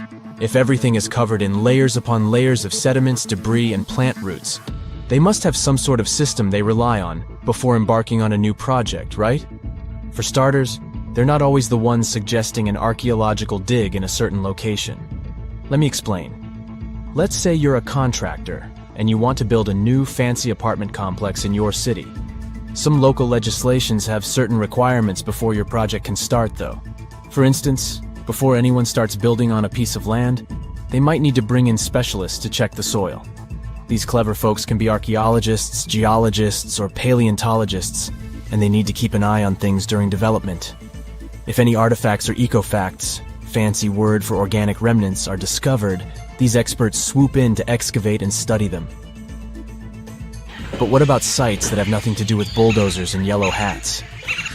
Archaeologists have more than one trick up their sleeves when it comes to locating ancient hotspots. They dive deep into historic records with a healthy dose of detective work. By sniffing out old documents and maps, they can piece together the puzzle of human activity in a specific area. If a site has been visited before, it's even better. Finding records of past excavations or historical accounts can give archaeologists lots of information on where to continue their treasure hunt. Before archaeologists start swinging their shovels, they engage in a bit of a visual scan mission. Armed with a grid system, they'll stroll around the site, keeping their eyes peeled for any artifacts that might be hiding just beneath the Earth's upper layer. From groundstone tools to historic glass and even ancient garbage dumps, yes, they're all so valuable. These keen-eyed explorers can spot signs of human activity faster than most people. If they stumble upon midden soil, fancy term for a garbage dump, they know for sure that humans once called this place home. Archaeologists don't just rely on their trusty shovels, though. They have an arsenal of gadgets to aid in their search for hidden wonders. Geophysical tools are like their secret weapons. Take the resistivity meter, for example. This clever contraption measures the electrical component of the soil and any buried features or artifacts. A buried wall, for instance, will create a different resistivity reading than the surrounding soil. Magnetometers and ground-penetrating radar work in similar ways, showcasing potential hints of ancient treasures in the soil. And who could forget our trusty old friend, the GPS? It helps archaeologists map out precise locations, like a high-tech treasure map, leading them straight to their pot of gold. Care to virtually visit some of the most important archaeological sites in the world? Well, follow me. In the United Kingdom, for instance, you'll find this interesting place called Stonehenge. It's one of many henges scattered around, but this one really takes the cake. Picture this: massive ancient stones standing tall and proud, arranged in a funky outer ring and an inner horseshoe, with some smaller stones thrown in for good measure. And guess what? These amazing stones have been around for over 5,000 years. Talk about a serious case of rock-solid longevity. Now, here's where it gets interesting. According to local folklore, the legendary wizard Merlin whipped out his magic wand and poof! He teleported these massive stones all the way from Ireland. Apparently, some giants had assembled them there, but Merlin decided they would look much better at their new location. Others think it's just the ruined remains of an old Roman spiritual edifice. These amazing structures were built by our Bronze Age ancestors. With their simple tools and limited tech, they managed to create this monumental masterpiece. Impressive, right? Unfortunately, there's still so much we don't know about this area. Stonehenge's initial purpose remains a mystery to this day. Sure, there are lots of theories, but scientists have yet to agree on the subject. However, we do know that it's perfectly aligned to catch the sunrise during the summer and winter solstices. The ancient city of Pompeii is an equally amazing archaeological site. Picture this: Mount Vesuvius, a notorious troublemaker, decided to throw a volcanic tantrum and completely covered this ancient Roman city. It turned it into a time capsule, located outside present-day Naples in Italy. Fast forward to the year 1748, when a bunch of adventurous explorers stumbled upon Pompeii. Lo and behold, they discovered a treasure trove of well-preserved goodies: streets, houses, food. Probably a bit stale by then. Blingy jewelry, fancy sculptures, colorful frescoes, everyday household items, and even animal and human remains. It was like an epic archaeological party. From the looks of it, Pompeii had it all. Fancy houses and villas, a massive 20,000-seat arena, cute little artisan shops, hangouts like taverns. And let's not forget the saucy spots like those luxurious bathhouses for some intense pampering. There's also the Sanctuary of Apollo, where people used to gather for their daily dose of worship. And of course, the bustling heart of the city, the Forum of Pompeii, where all the cool people used to hang out. And guess what?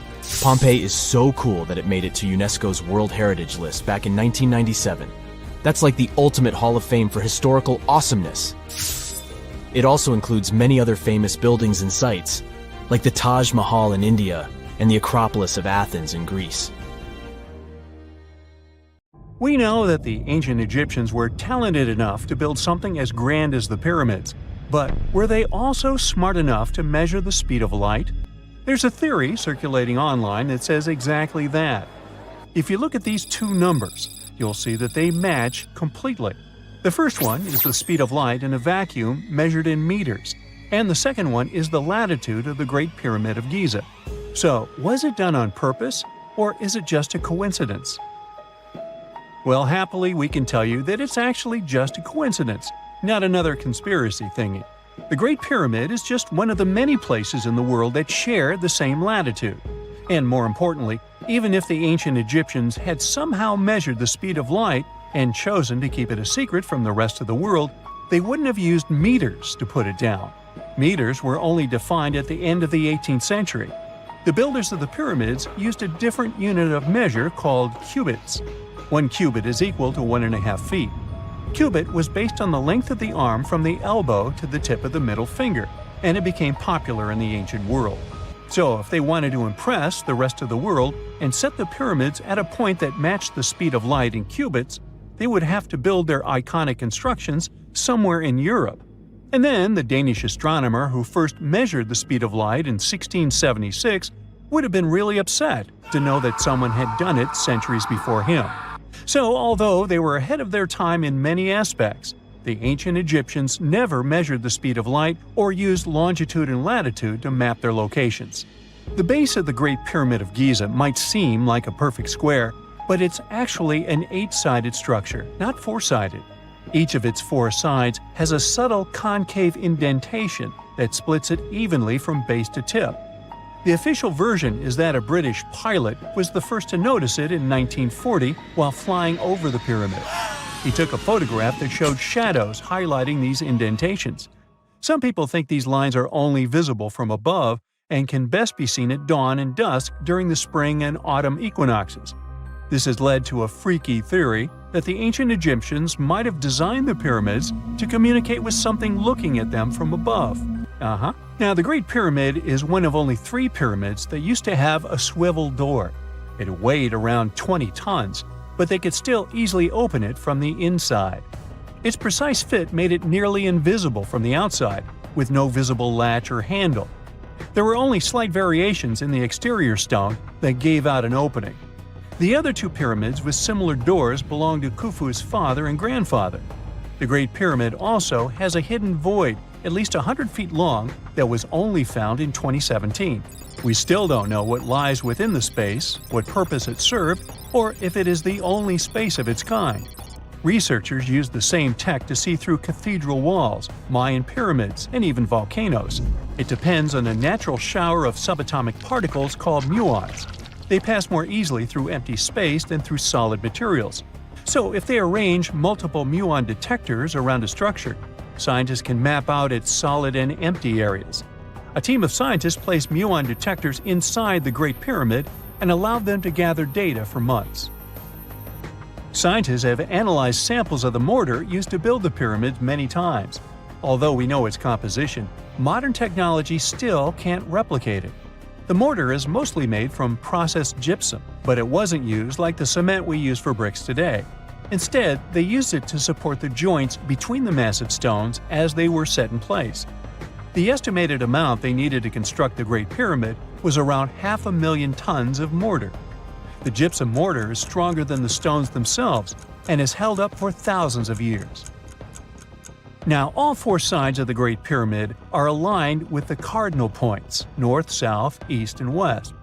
According to geologist and engineer Glenn Dash, the alignment is accurate to within 4 minutes of arc, or 1/15th of a degree. The architects managed to achieve this without modern tools like drones, blueprints, or computers. Many researchers try to explain this construction miracle. Maybe they used the pole star or the sun's shadow. Dash recently proposed a new, simpler idea. The Egyptians might have used the autumnal equinox to align the pyramids. It happens twice a year when the Earth's equator passes through the center of the sun's disk, making day and night nearly equal in length. To test his theory, Dash conducted an experiment on the 22nd of September 2016, the first day of the fall equinox. He used a special rod the Egyptians had to cast a shadow and tracked its tip at regular intervals, forming a smooth curve. By connecting 2 points of the curve with a taut string, he created an almost perfect east-west line. Dash noted that on the equinox, the shadow's tip runs in a straight line, nearly perfectly east-west, and with a slight counterclockwise error. There's a similar error in the pyramids. Although his experiment was conducted in Connecticut, Dash believes that the same method would work in Egypt. All the ancient Egyptians needed was a clear, sunny day. They could determine the fall equinox by counting 91 days from the summer solstice. But they left us few clues, and no engineering documents or architectural plans have been found that explain their methods. So they might have mapped shadows, but it's not definite. Now, scientists have long wondered how heavy stone blocks were carried to the pyramid sites, and they might finally have an answer. A research team from the University of North Carolina, Wilmington, has discovered that 31 pyramids are likely to have been built along a long-lost ancient branch of the River Nile. It's now hidden under desert and farmland. For many years, archaeologists have thought that ancient Egyptians must have used a nearby waterway to transport materials, equipment, people, and whatever else they needed to build the pyramids on the river. But up until now, they weren't certain of the location, shape, size, or proximity of this waterway to the site of the pyramids. The group of researchers used radar satellite imagery, historical maps, geophysical surveys, and sediment coring to map the river branch. They believe it was buried by a major drought and sandstorms thousands of years ago. The team managed to go below the sand surface and get images of some hidden features thanks to radar technology. They found hidden rivers and ancient structures running at the foothills of where most of the ancient Egyptian pyramids lie. The discovery of this extinct river branch helps explain the high pyramid density between Giza and Lisht, in what is now an inhospitable area of the Sahara Desert. Now, Egypt isn't the only country with the most pyramids in the world. The champion's title here goes to its southern neighbor, Sudan. It has between 200 and 255 pyramids, compared to Egypt's measly 138. They were built by members of the Kingdom of Kush, an ancient civilization that ruled the lands along the Nile River many years ago. They started erecting pyramids around 500 years after the Egyptians had stopped doing it.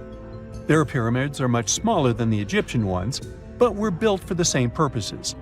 Archaeologists are still working to find out how the pyramids in the Sudan were built, how long it took to complete them, and what happened to their society. For more than 3,000 years, the gold mask of Pharaoh Tutankhamun stayed hidden in the Valley of the Kings. This artifact, which stands about 21 inches tall, shows how skilled and artistic the ancient Egyptians were. But nobody expected that X-rays would reveal its biggest secret. King Tut was the last ruler of his family during the 18th dynasty. He took the throne at just 9 years old, but ruled for only 10 years before he passed away unexpectedly. If we're being honest, back in ancient Egypt, he was mostly forgotten by the rulers who came after him. His tomb wasn't a big deal for them, so much so that even the grave robbers forgot about him. It might sound a bit sad, but the truth is that it was actually great news for us. Since his tomb was practically forgotten, it ended up being perfectly preserved. While the other tombs in the Valley of the Kings were looted, his remained sealed and untouched. So, when it was discovered back in 1922, it had over 5,000 precious objects inside. That made Tutankhamun basically an instant celebrity and one of the best-known pharaohs nowadays. Among the treasures was the most stunning piece, his golden mask. This mask is said to be an exact image of the king's face, or at least it was supposed to be, but we'll get to that later. The purpose of this accurate representation of his face was to make sure that his soul would recognize him in the afterlife and return to his mummified body. In ancient Egyptian beliefs, this would allow him to continue living in the afterlife. The details of the mask clearly looked incredibly difficult to create, but people didn't realize how complex it truly was until many years later. The first X-rays of the mask were taken in 1967. Back then, the main reason for these scans was practical – conservation. The mask was heading to Paris for an exhibition, and it was the first time it had ever left Paris. This would help them keep track of any changes during the exhibit. Plus, the images could give clues about how the mask was made, but back then, they probably didn't fully realize just how complex its construction was. I mean, Egyptian goldsmiths didn't use modern soldering techniques. So, how did they make this mask? New X-rays taken in 2007 gave us some answers. It turned out the Egyptians didn't use pure gold, which is 24 carats. The mask was actually made of 23-karat gold, meaning it was mixed with another material. So, specialists discovered that the gold sheets contained a small amount of copper, a reddish-brown metal. This was likely done to make the material more flexible and easier to shape. They would then shape the gold sheets by heating and hammering them over and over again. But there was one more secret inside the mask that wasn't discovered until 2015. The year before, the staff at Cairo's Egyptian Museum were working on the mask display when the long beard of the mask accidentally got knocked off. Another theory is that the beard had become loose over time and just fell off. Either way, the fact that King Tut's beard came off caused a lot of stress. After all, we're talking about one of Cairo's biggest tourist attractions, so the experts had to fix the problem quickly. The restoration process started with a detailed recording of the mask's condition. To do this, they had to take a full three-dimensional scan of the artifact, and, by accident, they found something very interesting in the mask. Inside the royal beard, there is a gold tube, an intriguing structure that the Egyptians likely used to attach the beard to the rest of the mask. And that proved, once again, that the process of making this mask was even more complex than experts thought. But the mysteries don't stop there. Remember how we mentioned that the mask was thought to perfectly represent King Tutankhamun's face? Well, that might not be entirely true. Some popular theories suggest the mask was never meant for him and was actually made for someone else. A study published in 2015 suggested the mask was originally made for a female pharaoh, his supposed stepmother, the famous and beautiful Egyptian queen Nefertiti.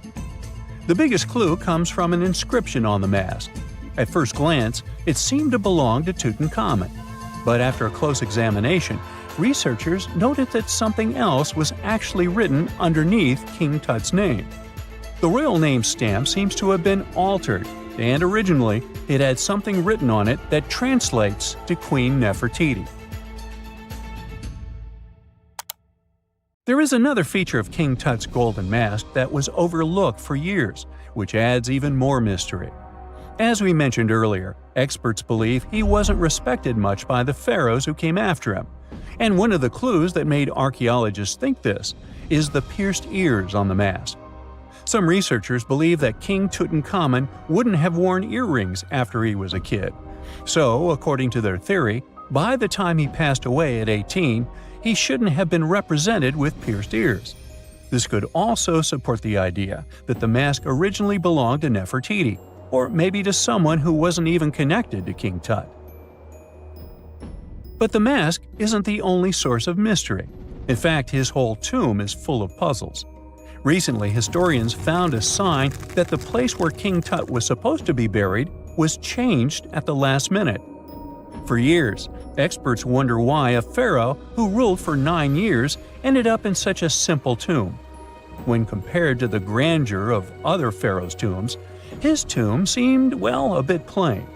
The idea that a king like Tutankhamun would have such an unremarkable resting place just doesn't match up with the power and importance he must have had in ancient Egypt.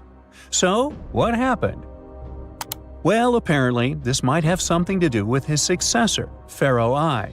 After King Tutankhamun passed away, researchers believe that I made sure to erase him from Egypt's history. So, one theory suggests that he was probably behind the quick decision to place King Tut's body in a smaller, less impressive tomb. When experts looked at I's own tomb, they found something interesting. There is a large wall covered in painted baboons. This is the same type of artwork found in Tutankhamun's tomb. It seems like the same person might have chosen the artwork for both tombs. Now, the design and decoration of the two tombs are almost identical, suggesting there was a shared hand behind both. But there is one key difference. I's tomb is fit for a king. It's much bigger and more impressive, even though the style and artwork are similar to what you see in Tutankhamun's tomb. So the theory suggests that I decided what went into both tombs. Since Tut passed away unexpectedly at a young age, his grand tomb wasn't finished in time. Normally, pharaohs start building their tombs while they're still alive to make sure everything is perfect. But Tut passed away when he was just 18, so there wasn't enough time. I may have taken advantage of the situation, ordering a smaller tomb for Tut and keeping a larger one for himself. Experts believe this theory explains why Tutankhamun's tomb is so simple and how I managed to wipe his memory from history so easily. But in the end, the story of King Tut's mask and tomb is full of mystery and intrigue. Each new discovery sheds more light on what really happened all those years ago. But one thing is for sure, the secrets of ancient Egypt still have much to reveal, and King Tutankhamun will continue to fascinate people for years to come. If someone finally invents time travel and you hop on a trip to the past, you won't recognize many of the things you know and love today. The Statue of Liberty and the Egyptian pyramids, some basic gadgets like the remote control and your laptop, and even the corn you have for lunch have all changed beyond recognition. When the pyramids were originally built in ancient Egypt and Giza and other places, they didn't look sandy brown at all. All of them were covered with white limestone. If you had seen them under the hot African sun, you'd have to look away. That's how smooth and shiny they were. Builders used around 6 million tons of this material for the Great Pyramid of Giza alone. It's the largest one you can still see on your trip to Egypt. The local rules were quite a thrifty crowd, and they reused some of the casing stones for other construction projects. A massive earthquake in the 14th century has also loosened some of the stones, so you won't see a lot of limestone, but some of it is still there, on top of the Pyramid of Khafre in Giza. It looks like it has a second peak on top of the first. In ancient times, all pyramids used to have capstones called pyramidions, covered in a mix of gold and silver. Most of them have been lost over the centuries, but you can still see a few of them at museums. They show images of Egyptian deities. The pyramids were probably modeled after a sacred pointed stone, the benben. It represented the rays of the sun. Now, lifting heavy rocks wasn't so simple without the tech we have today. I guess you'll agree with me if you helped your friends move at least once, and they made you carry the couch. But those smart Egyptians of the past thought of that and chose the pyramid shape. It lets the weight distribute evenly throughout the whole thing. The Statue of Liberty has also had a major makeover since it was first unveiled in 1886. Believe it or not, it used to be a shiny brown color, just like a penny. 20 years later, it changed its color to green. It wasn't a fashion statement, but a chemical reaction. The statue is covered with hundreds of thin copper sheets. When copper reacts with air, it naturally forms a protective layer called verdigris. This layer protects what's under it from corrosion, and that's why statues and other things made of copper, brass, and bronze can last so long. When Lady Liberty first turned green, people in authority decided it would be a good idea to paint it all over. It was way before social media, so you couldn't just drop an angry comment under the post describing the idea. But they wrote about it in the local newspapers, and the public didn't love the idea. Then the Times interviewed a copper and bronze manufacturer, and he confirmed they shouldn't repaint it, because removing the protective layer would mean destroying the statue. Over the years, people have suggested painting Lady Liberty several times, but no one has ever done it. I don't know about you, but I can't imagine that lady in any other color, so I guess it's for the better. You love bananas as much as I do?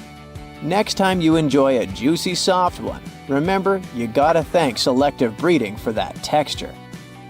The original wild bananas had many large, hard seeds and not so much delicious pulp. And hey, who doesn't like a sugary watermelon? It has a history of over 5,000 years, and it used to have bitter, yellowish white flesh and was really tricky to open. Selective breeding saved the day again, and watermelons got way sweeter. Japanese scientists went further and invented the seedless version. Corn's grandmother is a Mexican grass called teosinte. The kernels in this grass were small and hard to get. Farmers from many thousands of years ago saved the seeds only of those plants that were larger or tastier, or with kernels that were easier to grind. Thanks, my friends, for giving us the corn that's edible and even delicious. And just imagine, wild avocados were so small that they could easily fit in the palm of your hand. The pit in them was so large you wouldn't find much edible material inside. They also had a much harder shell than the ones we're used to. You probably wouldn't get a lot of work done without your beloved computer today, but I can't tell you exactly whom to thank for this invention. The ABC from 1942 is one of the contendants for the title of the first computer. It's short for the Atanasoff Berry computer, named after its inventors at Iowa State University. The ABC weighed over 700 pounds. Yep, yours must be way lighter than that.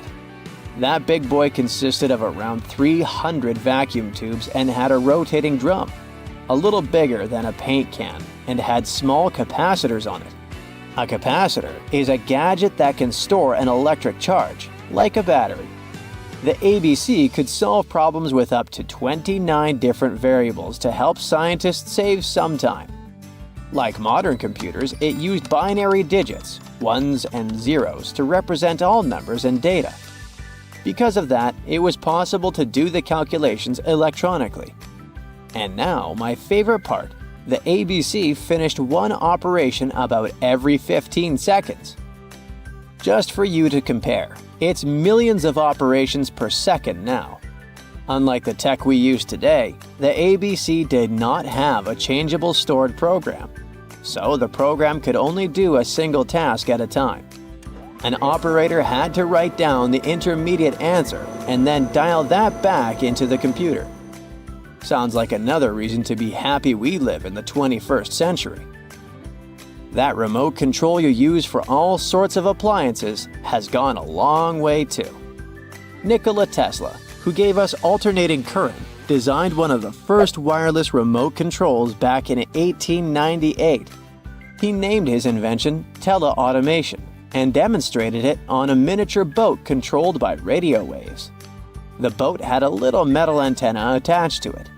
Tesla sent signals to the boat using a box with a lever and a telegraph key, which was his version of a remote control. Those signals set electrical contacts on the boat into motion and moved the rudder and the propeller, and Tesla was controlling the boat. The concept of the remote control soon spread to other gadgets. The first television remote control followed in 1950. It was designed by the Zenith Radio Corporation, called LazyBone. Don't take it personally, please. This LazyBone had a massive cable that was attached to the TV set, and those who tried it didn't fall in love with the invention because they tripped over that cord. I feel your pain, my friends. If you live or work on one of the top floors, you gotta love this one. Meet the first passenger elevator. It traveled at the speed of 40 feet per minute. Not the fastest, I know, compared to today's record, which is 40 feet per second. But hey, it was built back in 1857 in New York and was more of a tourist attraction than a necessity. The elevator had a steam engine hidden in the basement of a 5-story building. 3 years later, they shut it down because the public didn't appreciate it.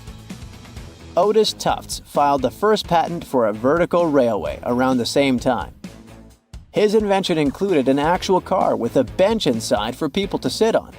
Sounds like a great spot to hang out with friends to me. What do you say?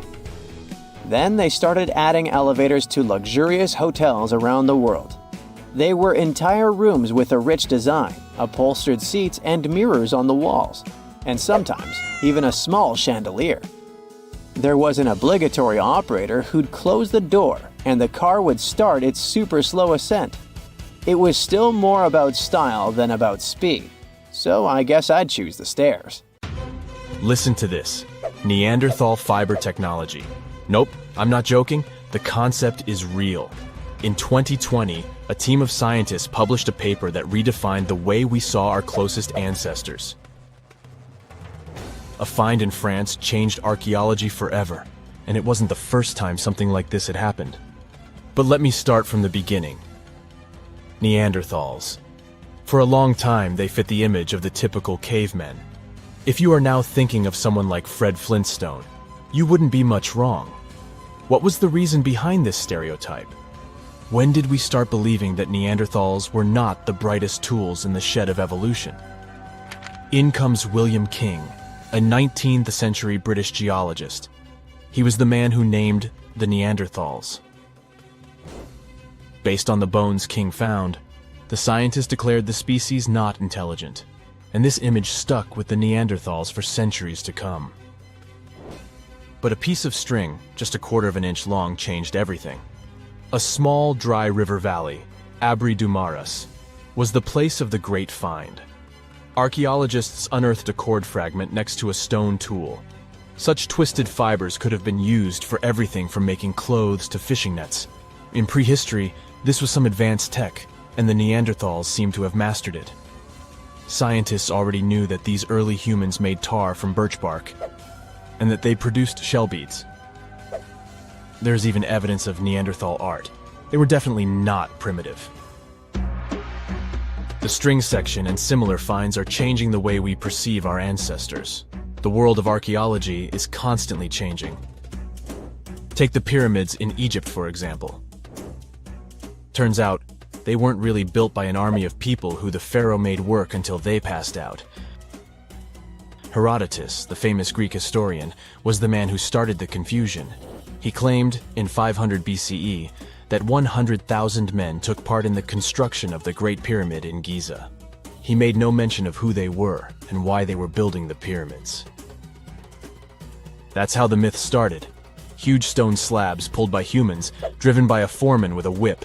But Egyptologists would beg to differ. Those are the scientists who study ancient Egypt's culture. Fairly recently, they uncovered a workers' village that told a different tale. Yes, there was evidence of hard work on the workers' bones, but the construction industry is demanding even today. It took almost 6 years for 12,000 workers to complete the world's tallest building, Burj Khalifa. Back in Egypt, 3 times more workers finished the Great Pyramid in around 2 decades. An impressive feat of ancient engineering, wouldn't you agree? Superiors looked well after the Egyptians who built the pyramids. Their diet was rich in protein. They had medical care and they got paid properly. In fact, they lived better than the non-working population. And they lived with their families near the construction site. Archaeologists know all this because they unearthed bakeries and dormitories with bread jars and other goodies. Looks like the pharaohs were okay employers after all, and the job market wasn't that terrible. They also kept detailed papyrus records of the build and hieroglyphs. You and I wouldn't stand a chance of reading these letters that resemble images. Egyptologists had the same problem. For over a millennium, no one had used this type of font. And it's not like there was an English ancient Egyptian dictionary you could open and find meanings of words. But all this changed in 1822. A couple of decades before, the French found a broken slab of black granite. The stone contained 1 text in 3 scripts: Ancient Greek, Egyptian hieroglyphs, and Demotic. The last one was also the Egyptian language, but in a simplified script. Scientists dated it back to 196 BCE. The content is a religious proclamation. A French philologist and Orientalist, Jean-François Champollion, was the first one to crack the code. You see, people haven't forgotten ancient Greek letters. The Frenchman successfully matched the Greek letters with the ones in the Egyptian script. And voila, we were finally able to read hieroglyphs. The name of the piece of granite that made it all possible was the Rosetta Stone. The importance of its discovery went beyond archaeology. The word Rosetta Stone even entered the English dictionary. It represents a discovery that helps people understand an enigma that has been puzzling them for a long time. There are similar games. A symbol is attached to a particular message. Then you have to decode the message by replacing the symbol with a corresponding letter. In a nutshell, this is what scientists did with the Rosetta Stone more than 2 centuries ago. Do you know what is the oldest deciphered language in Europe? It has an unattractive name, Linear B. The script belongs to the Mycenaean Greek language. It predates the ancient Greek alphabet by several centuries. You can easily guess which script it is descended from. Linear A. The people from Crete used Linear B more than 1,000 years ago.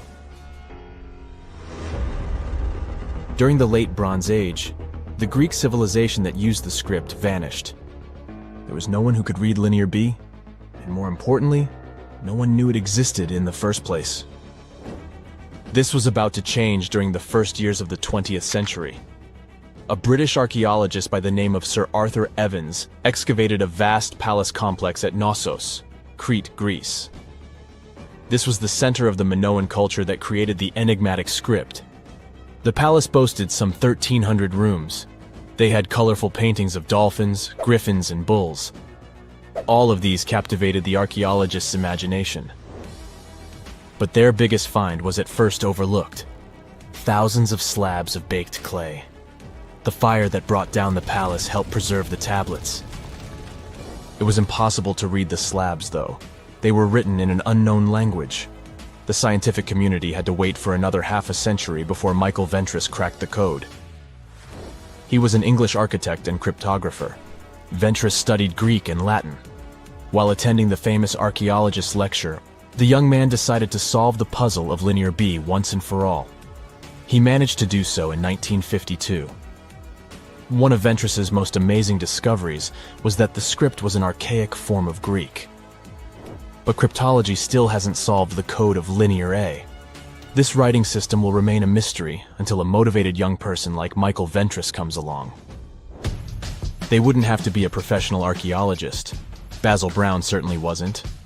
Yet in 1939 he discovered the richest early medieval tomb in Europe. This happened in Sutton Hoo in the southeast of England. This wasn't an ordinary tomb made out of stone. It was a full-size ship, 3 times as long as a London double-decker bus. And that's not all.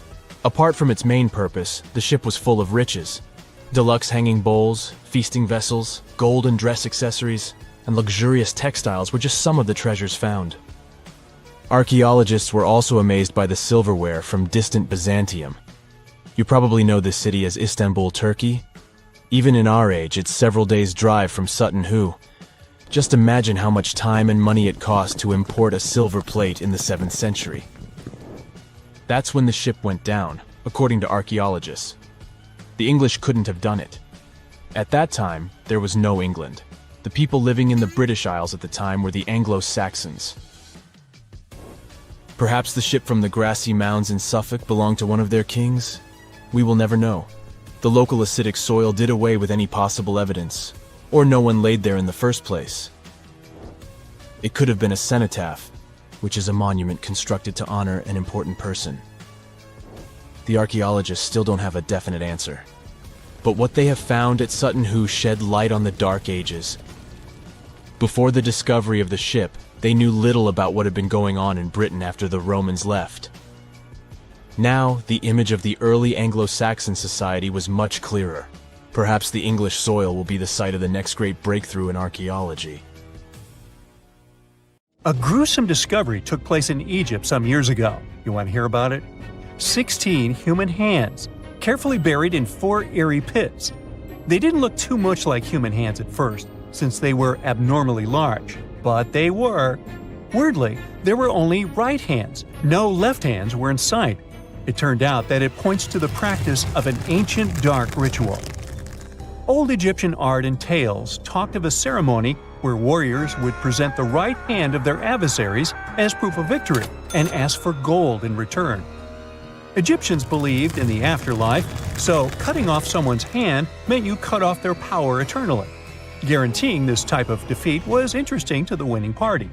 Here, the fight was between Egyptians versus Hyksos, who lived in what was once known as Canaan. Egypt has always been the center of some history-changing findings, and some time ago, this papyrus was found.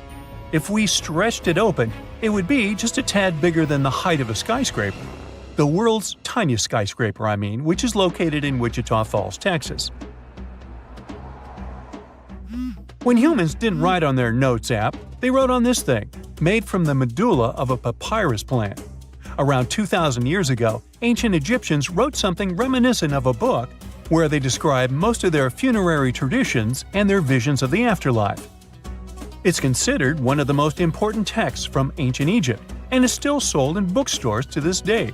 This ancient manuscript was unearthed from a chamber located just south of the Pyramid of Djoser, located in Saqqara. Oh yes, Djoser is the oldest pyramid in Egypt and not the Giza pyramids like most people think.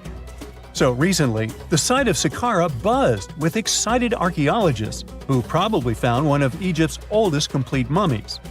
They believe that this beautiful and well-preserved mummy was that of a wealthy man. He was discovered in a deep shaft, covered in layers of gold leaves.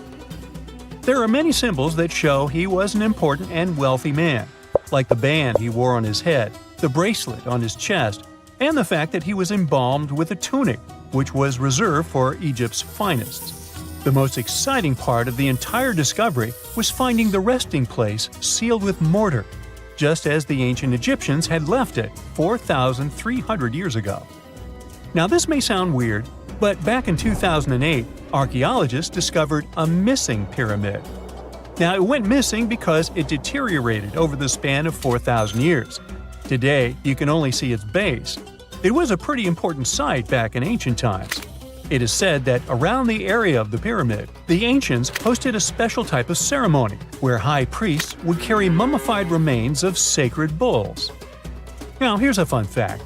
Ancient Egyptians believed that Apis bulls were earthly incarnations of the city deity of Memphis and was connected to rites of fertility.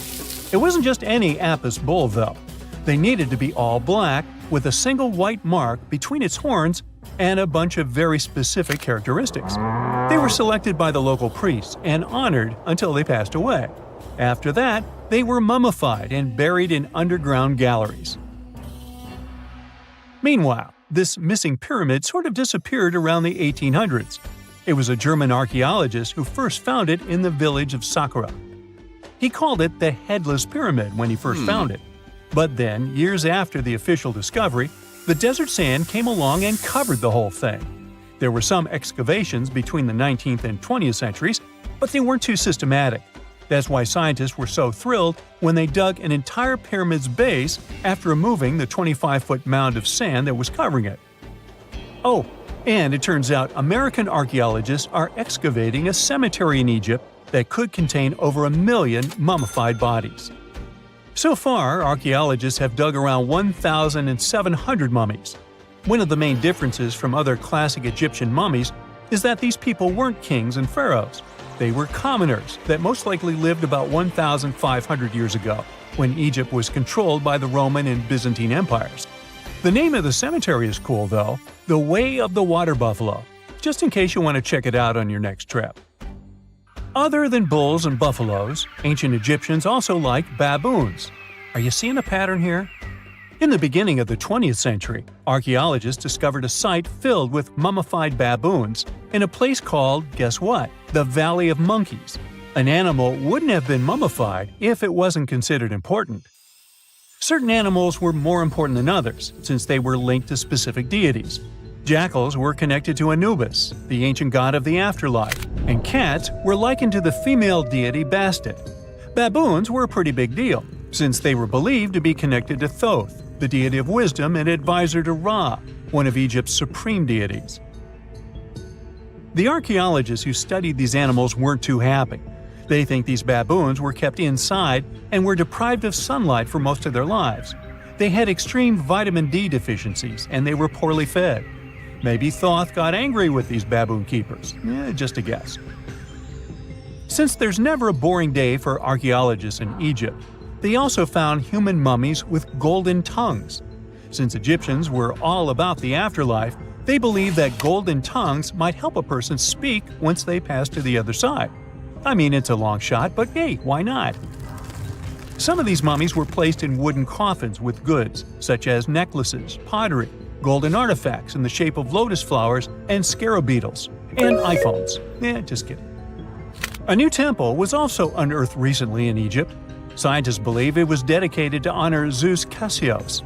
That deity would be a cross between Zeus, the almighty Greek deity of the sky, and Mount Cassios. While digging around the Sinai Peninsula in Egypt, archaeologists spotted 2 pink granite columns poking out of the ground, and bingo. They believe these columns represented the temple's front gate and collapsed during an earthquake many years ago. And speaking of deities, there weren't only super serious deities. Recently, scientists unearthed a golden ring in a city south of Cairo. No, Frodo, it's not magical. It was a normal gold ring, but it had the depiction of the deity of fun, officially named Bes. This deity is often described in sacred texts as a happy chubby dwarf. Today, many tattoos we get are sorta deprived of any sense and are made of aesthetic purposes only. In ancient Egypt, though, women would get tattoos as a token of protection for childbirth. That's what scientists think, at least. Around the Nile region, scientists found some mummies that had well-preserved tattoos, which is a rarity since the skin deteriorates so easily. 2 of these women tattooed their lower backs, and the drawings were simple. They were mostly pictures, including that same chubby dwarf we just talked about, Bes. He also had a side hustle as the protector of women during childbirth. Now, would you believe me if I told you ancient Egyptians invented robots? No? Well, that's because that's not entirely true. Sure, they were astronomers, mathematicians, and engineers, and somehow they also squeezed an eccentric invention into that package, an automated deity some scientists called Hathor. This wooden statue had been in the Metropolitan Museum of Art for years before someone noticed its secret. With the help of an X-ray machine, specialists discovered a mechanical operating system inside it. The pulley-like axis goes from the statue's shoulder to her left leg. When the system rotates, the statue raises and lowers her hand. Hey, pick me, pick me. What is a boat doing in the middle of a desert? You would expect to find a seagoing vessel closer to shore. This is the question archaeologists had been asking for decades. In 1988, there was a storm near one of the most important archaeological sites in ancient Egypt. A wooden structure emerged from the sand. It was hollowed out by termites. Scientists were determined to solve its mystery. In 2000, they began excavating the site near Abydos, Ubidos. An American team of experts soon discovered a boat that was 70 feet long, and it wasn't alone. In total, there were 14 boats neatly resting next to each other. It was impossible to completely dig out the boats because of their poor condition. Luckily, the wood was preserved enough to get a sample. Analyses revealed that the boats were around 5,000 years old, the oldest fleet in human history to this date.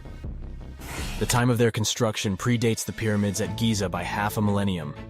Each ship of the fleet rested in a vault that matched its dimensions. The room was roughly a third of the size of a tennis court. It had mud brick walls that featured more than 120 drawings of boats. Ancient Egyptians incised them on whitewashed walls that were excellently preserved. Scientists have known about these mysterious chambers for well over a century. 1901, 1902. A British archaeologist, Arthur Weigel, stumbled upon a strange structure west of the River Nile. His team caught a glimpse of the interior walls. Sadly, a section of the roof collapsed, so they had to call off further exploration. Researchers abandoned the site, but its location remained on the maps. The boat's position first led scientists to think that they rested on a bank of the mighty Nile. But there was a problem with this theory. Today, the river flows almost 7 miles west of Abydos. Further studies of the surrounding terrain showed the Nile didn't change its course throughout history. Also, if the boats floated near a dock, they would be in unstable positions. The 14 vessels at Abydos were perfectly parallel to each other. There was only one conclusion possible. Someone had deliberately placed them like that. They must have gone through a lot of effort. Each boat had enough room for up to 30 rowers. These vessels could really float. They weren't models, but scholars still don't know if they actually sailed any body of water in ancient Egypt. This doesn't diminish the importance of the find. Previously, archaeologists found only small-scale models. In King Tut's tomb alone, there were 35 boat models. For a long time, these figurines were the only clues as to how ancient Egyptian vessels looked like. The boat's design confirms that they were the real deal. They are the earliest surviving examples of something called built boats. Ancient people constructed primitive vessels by hollowing out large tree trunks. The alternative was reed that was tied together to form a raft. The boats at Abydos had planks tied together. This was a major breakthrough in shipbuilding. During their lifetime, the boats must have seemed impressive. Timber was a valuable commodity at the time. There was no wood in the desert. Cedar had to be imported from Lebanon. The only person who could afford such luxury was the pharaoh. Studying the area around the ancient fleet provided more answers. Scientists discovered a mud brick structure where Egyptians worshipped the pharaoh. Its approximate date of construction matches that of the wooden boats. The same bricks out of which this building was made were used to encase the fleet. At the time of their construction, the rooms they were stored in had a ceiling.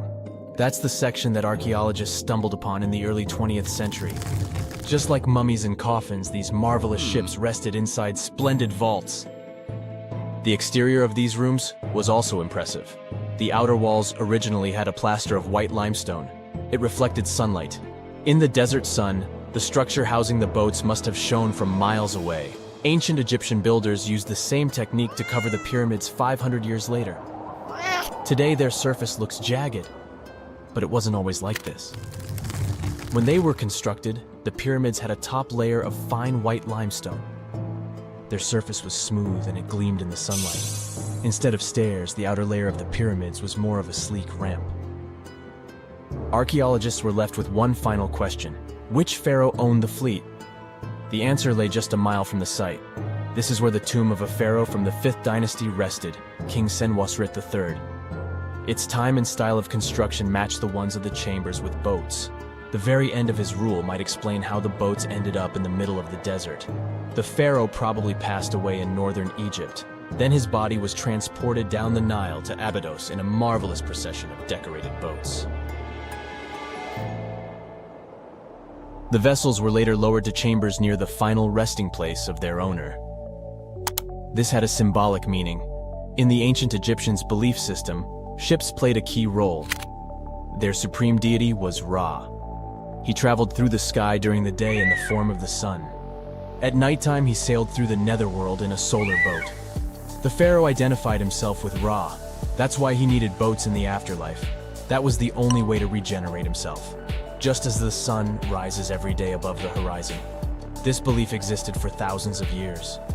The more famous Pharaoh Khufu also had a ship. Scientists found it in 1954 next to his pyramid at Giza. It is some 4 centuries younger than the fleet at Abydos. But Khufu's ship was almost 2 times longer. The Great Pyramid of Giza and King Tut's tomb are some of the most famous archaeological finds in Egypt. But there are many more secrets hiding beneath the endless sands of the Sahara Desert. Recently, 2020, archaeologists found a lost city there. They have labeled it as the most important discovery since King Tut's tomb, 1922. The city of Aten is some 3,000 years old. Historians hope it will give them a unique insight into the everyday life of ancient Egyptians. The famous archaeologist and Egyptologist Zahi Hawass proclaimed the site a lost golden city. Aten sits some 300 miles south of Egypt's capital, Cairo. It is close to the famous Valley of the Kings. Archaeologists first found sections of mud brick walls that spread out in all directions. They discovered complete rooms with tools of everyday life inside. The research team unearthed a bakery, a residential neighborhood, and an administrative district. They all date back to the time when the Egyptian civilization was the wealthiest in its long history. They were also the first to make objects from iron. In 1911, scientists found a set of iron beads near a village in Lower Egypt, El Girza. These are the earliest known iron artifacts. The discovery is literally out of this world. Ancient people made them by beating into shape a piece of a meteorite. The 9 beads were once part of an ornate necklace. They are now blackened and corroded, which is perfectly normal for a piece of jewelry that is over 5,000 years old. They consist of an iron-nickel alloy.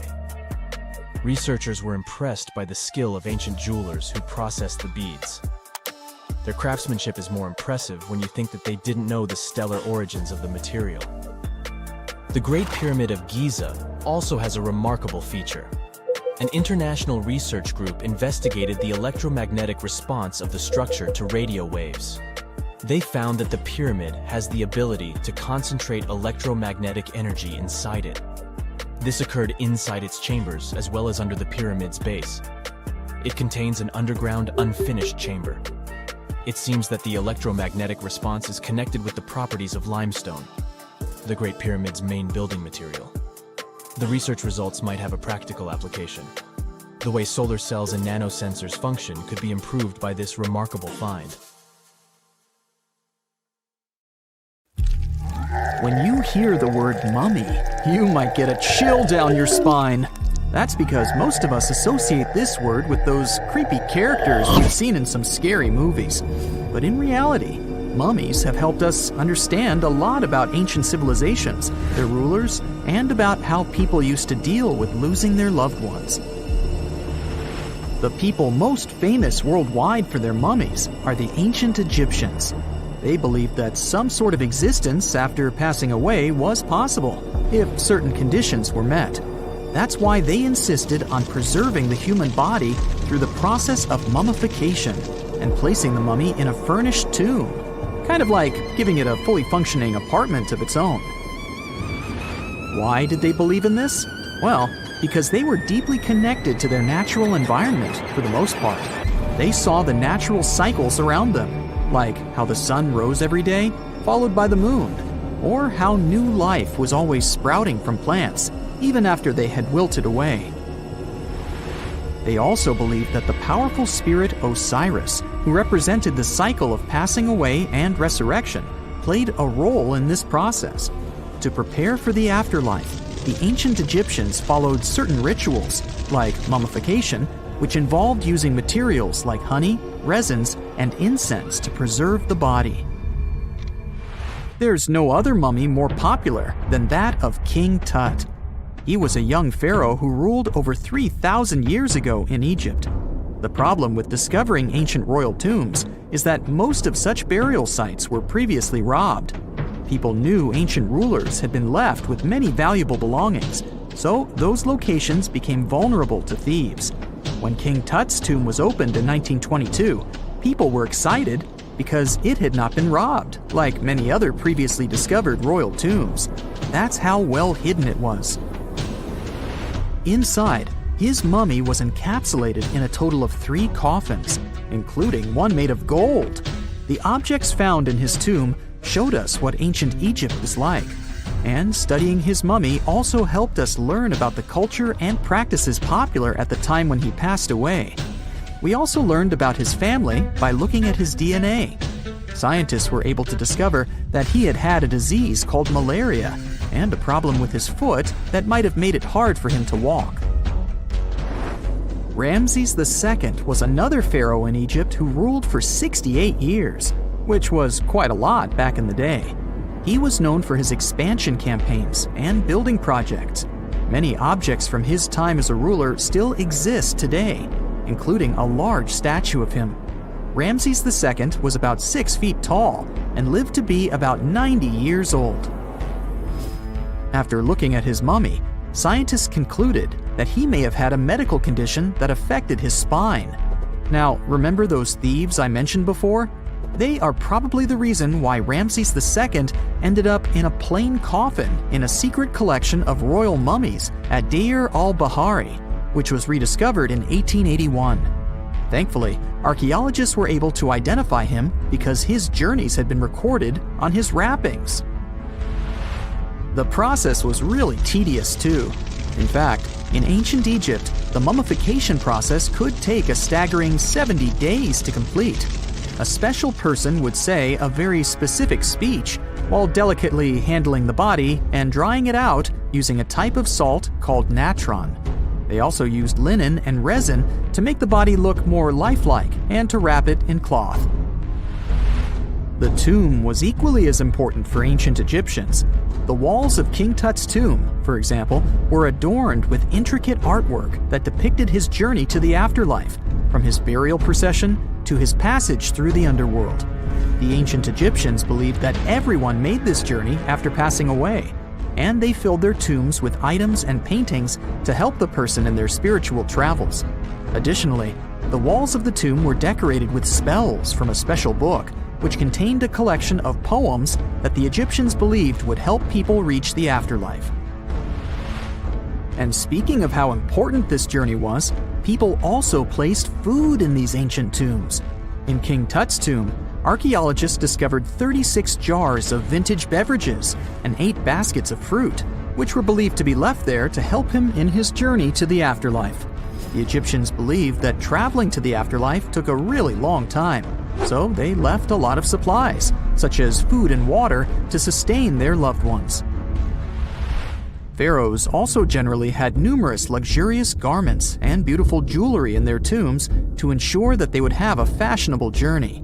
These items included various types of linen clothing, such as tunics, scarves, gloves, and headdresses, as well as a lot of gold jewelry with precious stones, like bracelets, buckles, pendants, necklaces, rings, and even precious depictions of insects for protection. Some were also deposited with fans made from ivory and ostrich feathers to keep them cool in the afterlife. Some ancient rulers were even placed in their forever apartments along with boats. For example, Pharaoh Khufu built the Great Pyramid at Giza as his tomb, and a large ship was found inside. King Tut, however, was buried with multiple boat paddles, but no actual boat. Instead, he had 3 chariots and numerous walking sticks made of precious materials, perhaps indicating he'd rather travel to the beyond by land, not by water. Amongst the most interesting objects found near ancient mummies are bottles of oils and perfumes. If rulers were supposed to be fashionable, why not smell nice too, right? Also, some of them had some ancient kinds of board games, most of them made out of precious materials like gold or ivory. One of those games was called Senet.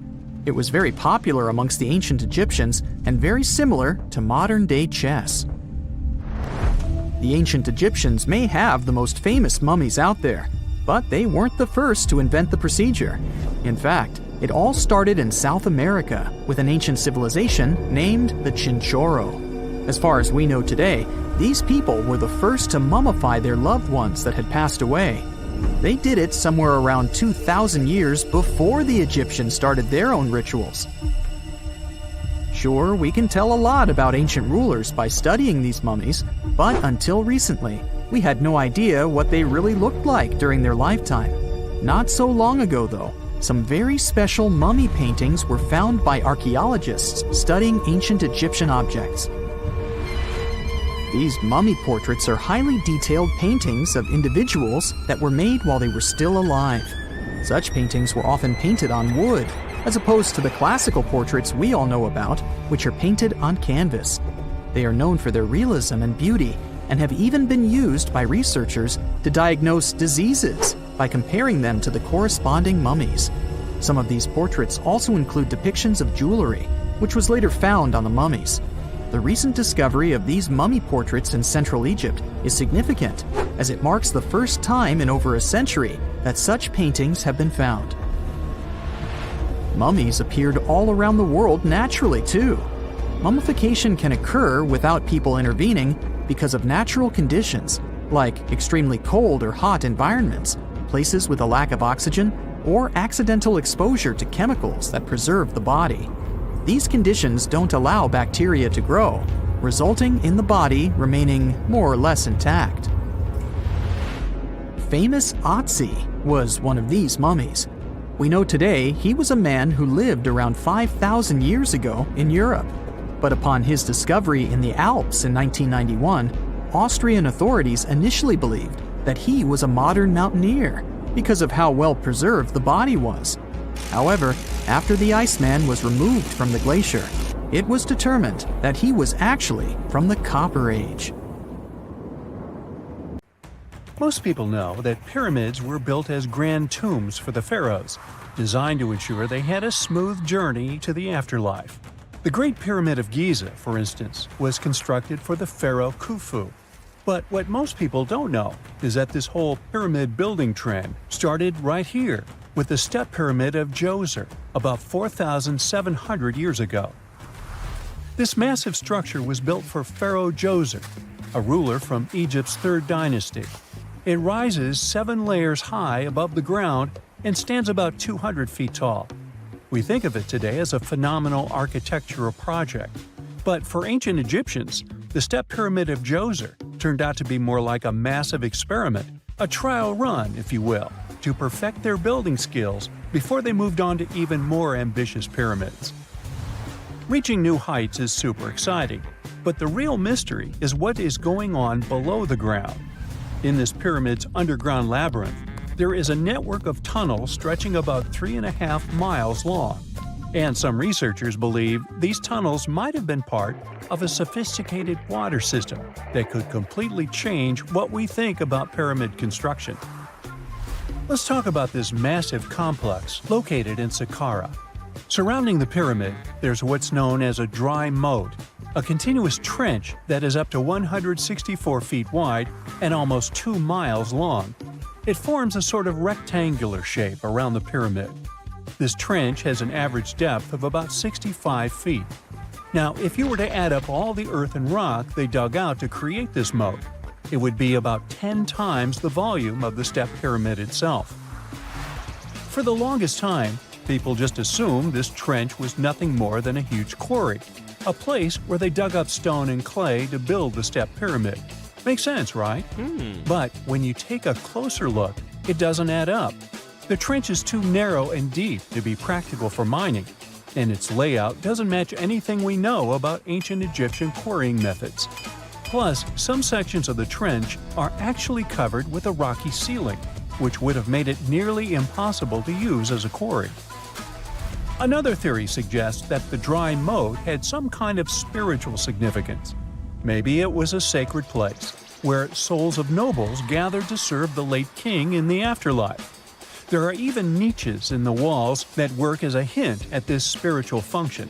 But most researchers believe that this purpose likely developed much later, long after the complex was built for Djoser. So, what was the moat really designed for?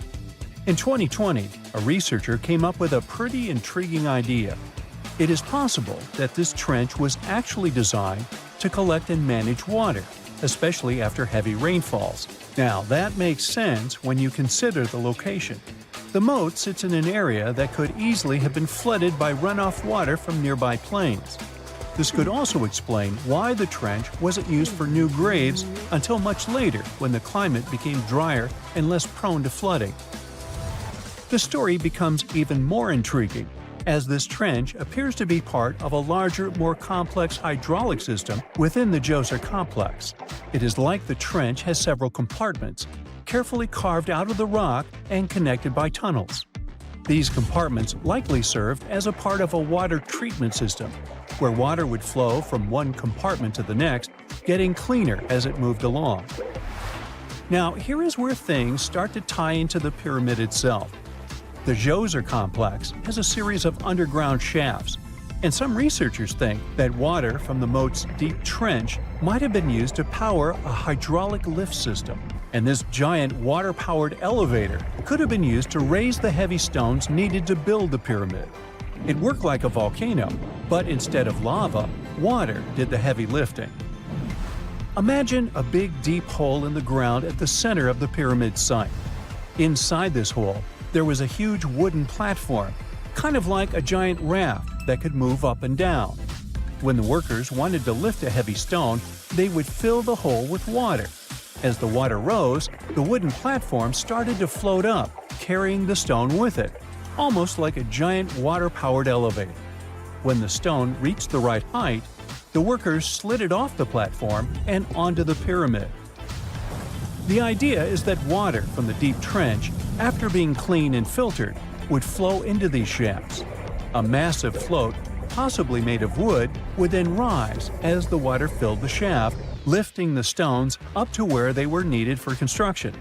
Once the stone was in place, they'd let the water out, lowering the platform back down to the bottom, ready to lift the next stone.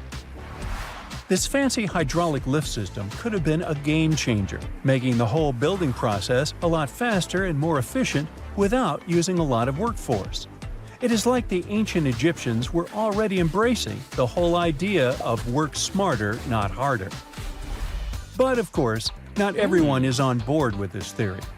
Some experts argue that the area where the step pyramid of Djoser was built couldn't have held enough water from occasional rains to maintain such a fancy hydraulic system. The main theory suggests that, in the past, there might have been some kind of lake nearby that would have filled up after a period of rain, and this lake could have supplied water to the complex's hydraulic system. But there is no mention of such a lake in any ancient Egyptian writings, so it might be more of a what-if situation than a reality. And then there's the issue of the hard work itself. Remember when I said this method could have allowed the ancient builders to raise stones with far less effort? Well, that might not be entirely true. According to some experts, just building this hydraulic device would have required a lot more heavy work than simply moving the stone blocks using good old-fashioned manpower. And let's not forget, the step pyramid of Djoser is like a baby pyramid compared to those that came later.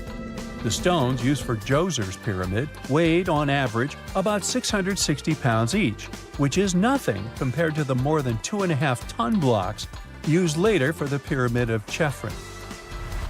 If this cool water lift theory gets completely ruled out, we still need to explain how this pyramid was built in the first place. To answer that, we need to rewind a bit and talk about the original plans. See, before Djoser's tomb became a pyramid, the idea was to construct a simple mastaba. This type of tomb was pretty common in earlier periods, a flat-roofed, rectangular structure with sloping sides. But after the original mastaba was finished, they decided to expand it a bit by adding more layers on top. And then they added even more layers, until the construction reached 6 distinctive steps, each one smaller than the previous. And they probably did all this by raising those heavy stones using ramps, not a water-powered elevator. There is still so much we don't know about the step pyramid of Djoser. More research is definitely needed to fully understand how this system worked, or if it even existed at all. But the idea of using water to help build the pyramid adds a whole new layer to our understanding of ancient Egyptian engineering. It's a powerful reminder of just how clever and resourceful those builders were, using the natural landscape and the power of water to create one of the most iconic monuments in history. Imagine working 7 days a week on a large-scale construction site. You, along with thousands of others, carry millions of stone blocks and put them on top of each other according to a complex system. You work without modern construction equipment. You have no air conditioning or constant access to water. It's so hot outside that you can fry eggs on the road. You've been building the pyramid for decades, and now, when it's finally done, you enjoy the result of the colossal work of thousands of people. You're looking at a giant cultural monument of global value that will freeze in time and amaze people for tens of thousands of years. A few thousand years have passed. People in the 21st century see the pyramids and are like, "Wow, I can't believe humans have built this." Yeah, the people who built the pyramids wouldn't have appreciated such a theory. But actually, there are reasons to believe that people built it using some fantastic technology. From the outside, it seems the Great Pyramids are just big triangles of stone. People just put some heavy blocks on top of each other, and that's it. In fact, the design seems too perfect to be true. The pyramid consists of more than 2 million blocks. They lay so close to each other and are so even that you couldn't squeeze even a thin sheet of paper between them. Scientists still can't figure out the exact technology for building the Egyptian pyramids. One of the biggest and most famous is the Great Pyramid of Giza. This huge construction, well known all over the world, has one big secret. There should be a capstone on top of the pyramid. It's a triangular-shaped stone block, a small pyramid on top of a huge one. It's also called a pyramidion. The builders of ancient Egypt made it out of granite and limestone and covered it with gold. No records or old drawings prove that there was a pyramidion at the top of the Great Pyramid of Giza. But there's another ancient Egyptian structure with such a triangle, the Red Pyramid. It was built before the Great One, and its capstone has survived to this day. Archaeologists have found and reconstructed it. But where could the capstone of the Great Pyramid be? It's a mystery that still has no answer. Some are sure that some thieves have stolen it from the top. Maybe they just climbed up and pushed the pyramidion down. It makes perfect sense. The capstone was probably the most valuable element of the pyramid. Many scientists and archaeologists still don't know its exact purpose. Some believe that this peak covered with gold glorified the pharaohs. The capstone reflected moonlight at night and illuminated the entire space around it. During the day, the capstone reflected sunlight with its shiny surface. You could have noticed it from afar. The top of the pyramid was a kind of guiding star for lost travelers. All other stone blocks of the pyramid consist of limestone. People polished them to make them look shiny. In the past, they were even glowing and reflected light. You could see glowing pyramids from space, although they looked like tiny lights. Over thousands of years, winds, sandstorms, and rains have changed the pyramid's appearance. If people had taken care of them all this time, they would have looked like something out of science fiction movies, or the pyramids from Las Vegas. But unfortunately, we will never see their original appearance. Some archaeologists and scientists believe that the capstone could absorb the sun's energy and distribute it evenly throughout the pyramid. No one knows precisely why the Egyptians needed this technology. There's a theory the pyramids are ancient energy systems. The pharaohs applied this energy to use some unique technologies that were more advanced than all the achievements of the 21st century. And the triangular shape of the pyramids was ideal for boosting this electromagnetic energy. In theory, solar radiation, or electromagnetic forces, accumulated at the top of the pyramid, filled the inner rooms, and then went down the walls to the base. Any surface distortion could prevent the flow from spreading, so they had to create a perfectly smooth surface. That's why they installed the blocks so that nobody could squeeze a needle or razor blade between them. Many people believe in this theory because they built the pyramids from limestone. This material can hold energy inside itself. In the inner part, they created granite deposits to cause air ionization, that is, to create an electric charge. They also dug channels under the pyramid for water to transmit electricity. And at the top, they put a gold capstone, the best conductor of electricity. So, this is how you get a great power generator. Different cultures used similar technologies to create electricity all over the world. But these are all theories. If it had been working, humanity would have used these technologies today. There are mentions of the metal industry, chemistry, engineering, physics, mathematics, and astronomy in some ancient records. Most scientists don't believe in all these things. We know the detailed stages of the technology's development in different cultures. In the 21st century, scientists, historians, and anthropologists can track the evolution of all modern devices.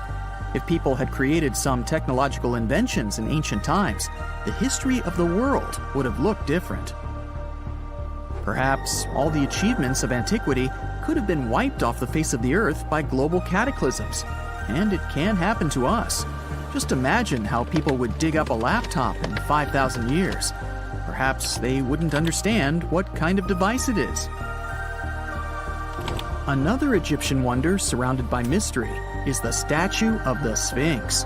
The Egyptians carved it out of a single massive piece of limestone about 4.5 thousand years ago. But scientists still don't know the exact date of its construction or who built it. People painted the Sphinx in different colors, so it looked much brighter and more vivid in the distant past. It was shining just like the Great Pyramids. Anyway, time hasn't only changed its appearance, but its name too. Initially, the Egyptians called it Hora-Mekhet. The Greeks renamed it the Sphinx about a few hundred years after it had been built. The Sphinx emphasized the greatness of the rulers of Egypt. It also performed a symbolic function of a watchdog guarding the tomb of the pharaoh and the paths leading to it. This version sounds realistic, since archaeologists have discovered many secret entrances at the foot of the Sphinx. Perhaps these rooms and intricate tunnels lead to underground halls with treasures. And treasures don't always mean gold and jewelry. According to legends and theories, the Sphinx guards the Hall of Records, the storage of all humankind's knowledge. The information about the ancient mythical state of Atlantis could be there. You can find many detailed maps of the internal dungeons of the Sphinx on the internet. They show structures 12 stories deep under the statue. It looks like a small city filled with gold, scrolls of knowledge, and various ancient artifacts. But don't believe all these maps. These are just theories. Several thousand years have passed, but people have very little information about it. Archaeologists know that there are still many strange and exciting things about the Sphinx that are still undiscovered. Some locals are afraid to research because they believe they can awaken something terrible from the underground depths. Therefore, it's mostly scientists from other countries who conduct the excavations. In 1998, scientists discovered strange tunnels leading to empty rooms under the Sphinx. They realized that some people tried to get there through tunnels in the past, and maybe those people took all the treasures that were there. One of the legends says that some powerful artifact lays beneath the Sphinx.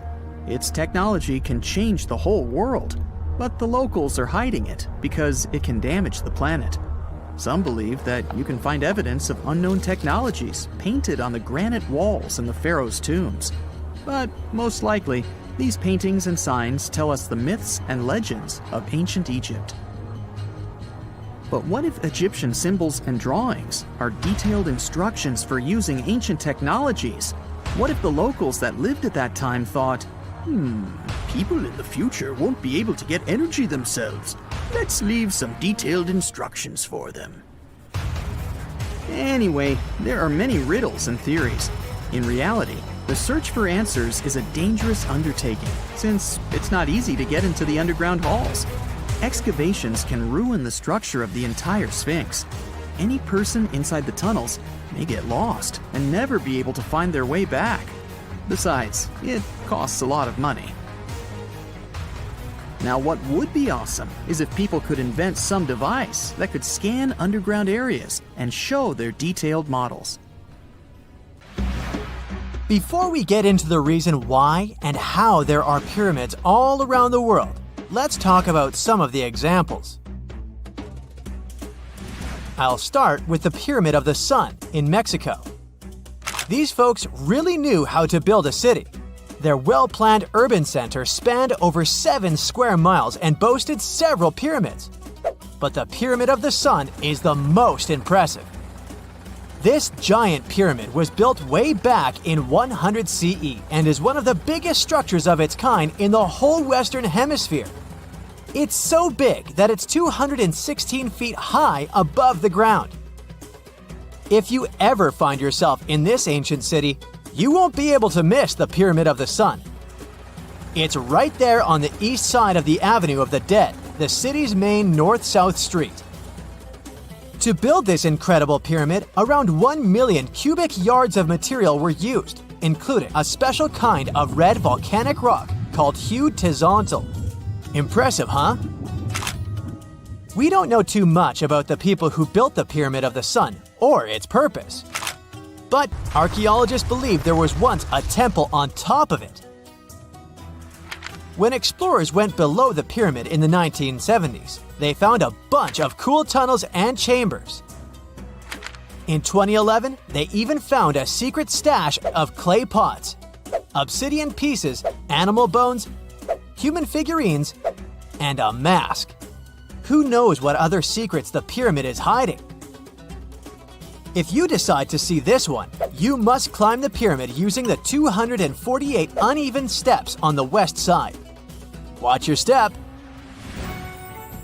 Sudan got some pyramids too. Nubian pyramids aren't as big as the ones in Egypt, but they still got around 200 of them. These ancient pyramids have been home to the tombs of the pharaohs of the Meroitic Kingdom for almost 1,000 years, who ruled Egypt from Nubia to the Mediterranean Sea. The pyramids at Meroe were constructed using granite and reddish sandstone.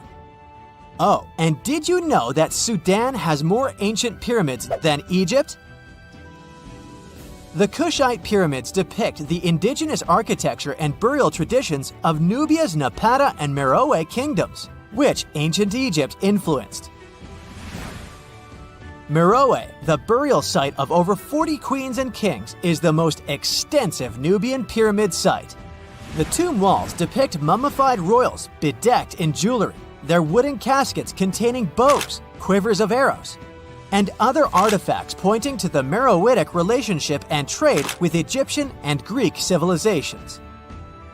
So if you're looking for some ancient tombs to explore, you may consider skipping the crowds in Egypt and heading on down to Sudan.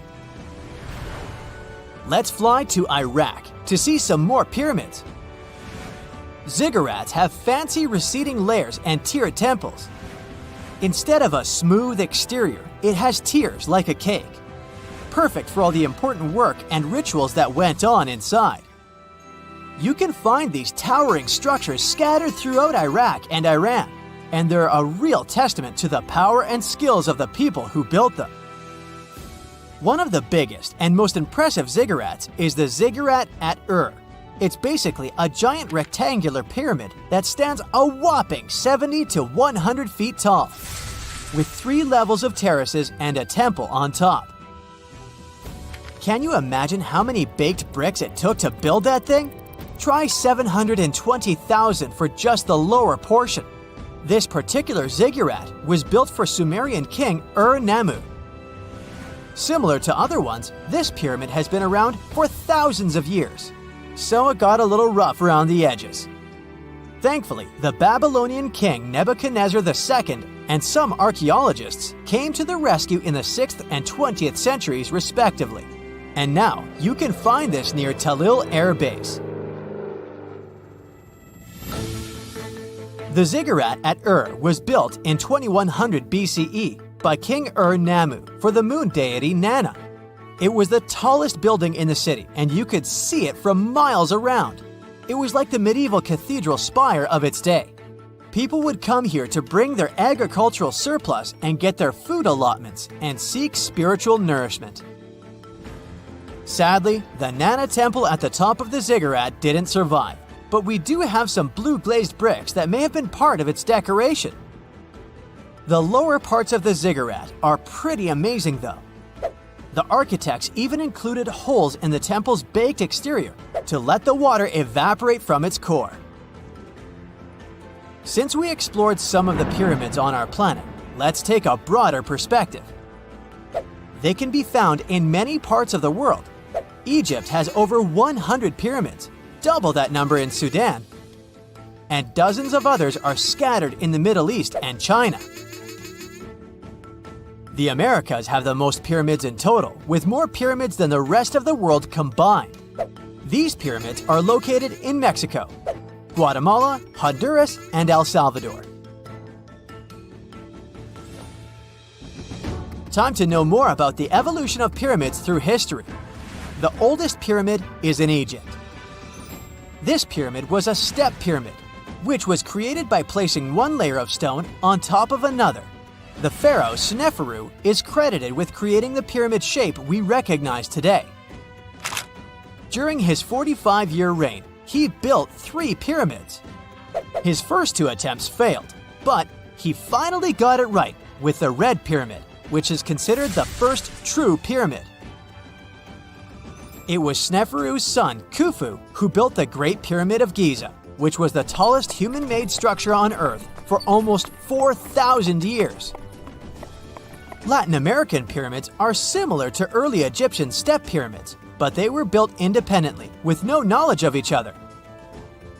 The pyramids in Sudan were built around 700 BCE and are tall but much narrower than those in Egypt. How in the world did all these civilizations build these things without even texting each other? After all, the Aztecs, Mayans, and ancient Egyptians were about as different as possible. But despite their cultural differences, they all seem to agree on one thing. Pyramids were pretty cool. Step pyramids are all around the world because they were the most feasible and stable way to build large and tall structures without access to lighter building materials like wood and metal. The triangular form with a square base is the best way to build a sturdy structure, and having a cube structure would require more material for less height. Now, when it comes to pyramid design, the Egyptian pyramids were like giant triangles with a square base, smooth sides, and a pointy top. On the other hand, the Aztecs and Mayans went for a tiered cake look, with steps leading up to a flat platform on top. So, while all these pyramids share the same basic shape, they have their own unique flair. Each group built its pyramids using different materials, techniques, and slope angles. So while they may have been inspired by each other's work occasionally, they were just doing their own thing. Egyptian pyramids had smooth, angled sides that were designed to help the pharaoh's soul ascend to heaven. The Pyramid of the Sun was built over a series of caves that served as a passageway for the deities. The Maya built the temple of Kukulkan in Chichen Itza to honor the deity Kukulkan, usually represented by a serpent. Nicknamed El Castillo, it has 91 steps on each side, plus a platform. That's 365 steps. one for each day of the Mayan calendar. Tell me, Brightsiders, how were pyramids built? To begin with, humans made them, not a foreign race from space that landed on Earth. You see, one thing that all pyramids have in common is that they were built without advanced tools or even the wheel. It took a lot of people to build them, including skilled laborers and architects. For example, it's estimated that 20,000 people built the Great Pyramid of Giza, and it's believed that most of them were skilled laborers. Building pyramids was a massive undertaking that required years of planning and effort. The Great Pyramid at Cholula, Mexico, took 600 years to complete. Most people know that pyramids were built as grand tombs for the pharaohs, designed to ensure they had a smooth journey to the afterlife. The Great Pyramid of Giza, for instance, was constructed for the pharaoh Khufu. But what most people don't know is that this whole pyramid building trend started right here with the step pyramid of Djoser about 4,700 years ago. This massive structure was built for Pharaoh Djoser, a ruler from Egypt's 3rd dynasty. It rises 7 layers high above the ground and stands about 200 feet tall. We think of it today as a phenomenal architectural project, but for ancient Egyptians, the step pyramid of Djoser turned out to be more like a massive experiment, a trial run, if you will, to perfect their building skills before they moved on to even more ambitious pyramids. Reaching new heights is super exciting, but the real mystery is what is going on below the ground.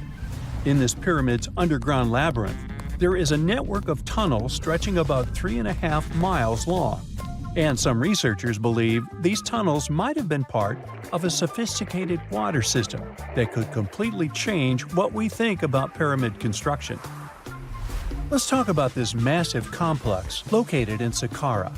Surrounding the pyramid, there's what's known as a dry moat, a continuous trench that is up to 164 feet wide and almost 2 miles long. It forms a sort of rectangular shape around the pyramid. This trench has an average depth of about 65 feet. Now, if you were to add up all the earth and rock they dug out to create this moat, it would be about 10 times the volume of the step pyramid itself. For the longest time, people just assumed this trench was nothing more than a huge quarry, a place where they dug up stone and clay to build the step pyramid. Makes sense, right? But when you take a closer look, it doesn't add up. The trench is too narrow and deep to be practical for mining, and its layout doesn't match anything we know about ancient Egyptian quarrying methods. Plus, some sections of the trench are actually covered with a rocky ceiling, which would have made it nearly impossible to use as a quarry. Another theory suggests that the dry moat had some kind of spiritual significance. Maybe it was a sacred place, where souls of nobles gathered to serve the late king in the afterlife. There are even niches in the walls that work as a hint at this spiritual function. But most researchers believe that this purpose likely developed much later, long after the complex was built for Djoser. So, what was the moat really designed for? In 2020, a researcher came up with a pretty intriguing idea. It is possible that this trench was actually designed to collect and manage water, especially after heavy rainfalls. Now, that makes sense when you consider the location. The moat sits in an area that could easily have been flooded by runoff water from nearby plains. This could also explain why the trench wasn't used for new graves until much later when the climate became drier and less prone to flooding. The story becomes even more intriguing as this trench appears to be part of a larger, more complex hydraulic system within the Djoser complex. It is like the trench has several compartments, carefully carved out of the rock and connected by tunnels. These compartments likely served as a part of a water treatment system, where water would flow from one compartment to the next, getting cleaner as it moved along. Now, here is where things start to tie into the pyramid itself. The Djoser complex has a series of underground shafts, and some researchers think that water from the moat's deep trench might have been used to power a hydraulic lift system, and this giant water-powered elevator could have been used to raise the heavy stones needed to build the pyramid. It worked like a volcano, but instead of lava, water did the heavy lifting. Imagine a big deep hole in the ground at the center of the pyramid site. Inside this hole, there was a huge wooden platform, kind of like a giant raft that could move up and down. When the workers wanted to lift a heavy stone, they would fill the hole with water.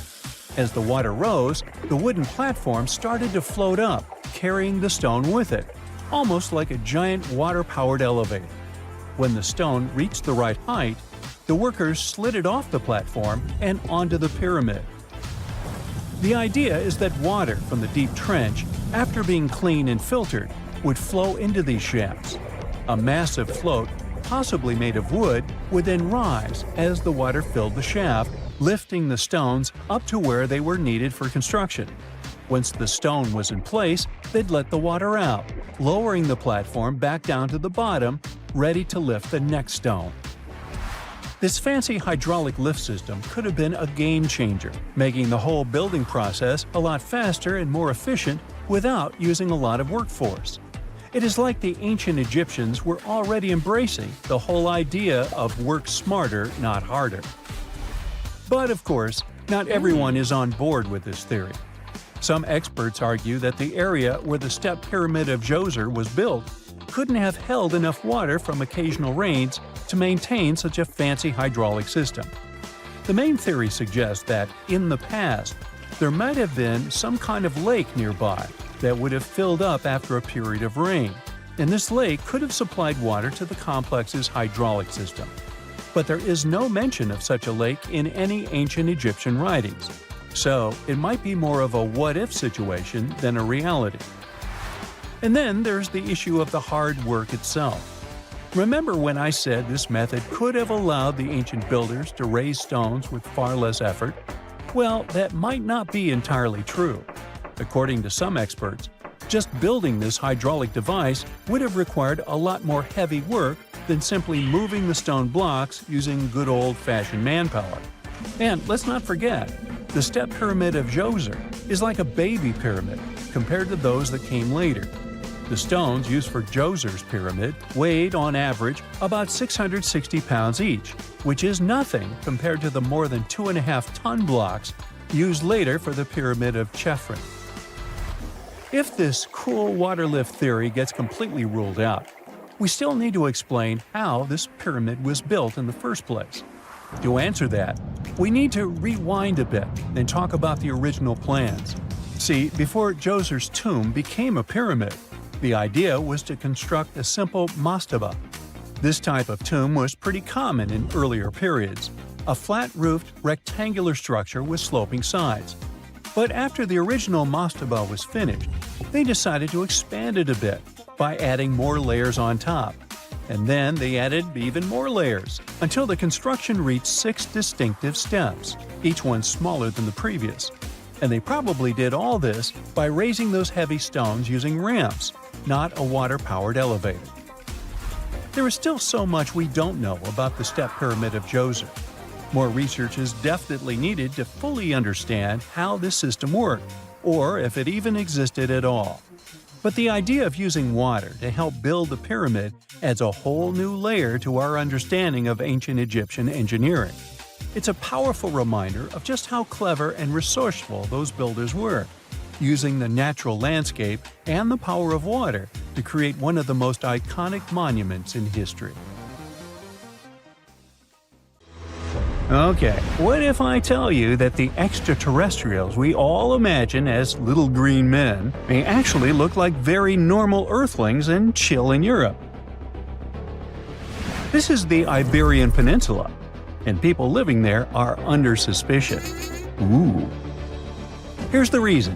Somehow, parts of the most important artifacts that the Iberian civilization called Treasure of Valena are made of metal that simply can't be found on Earth, because it's metal from a meteorite.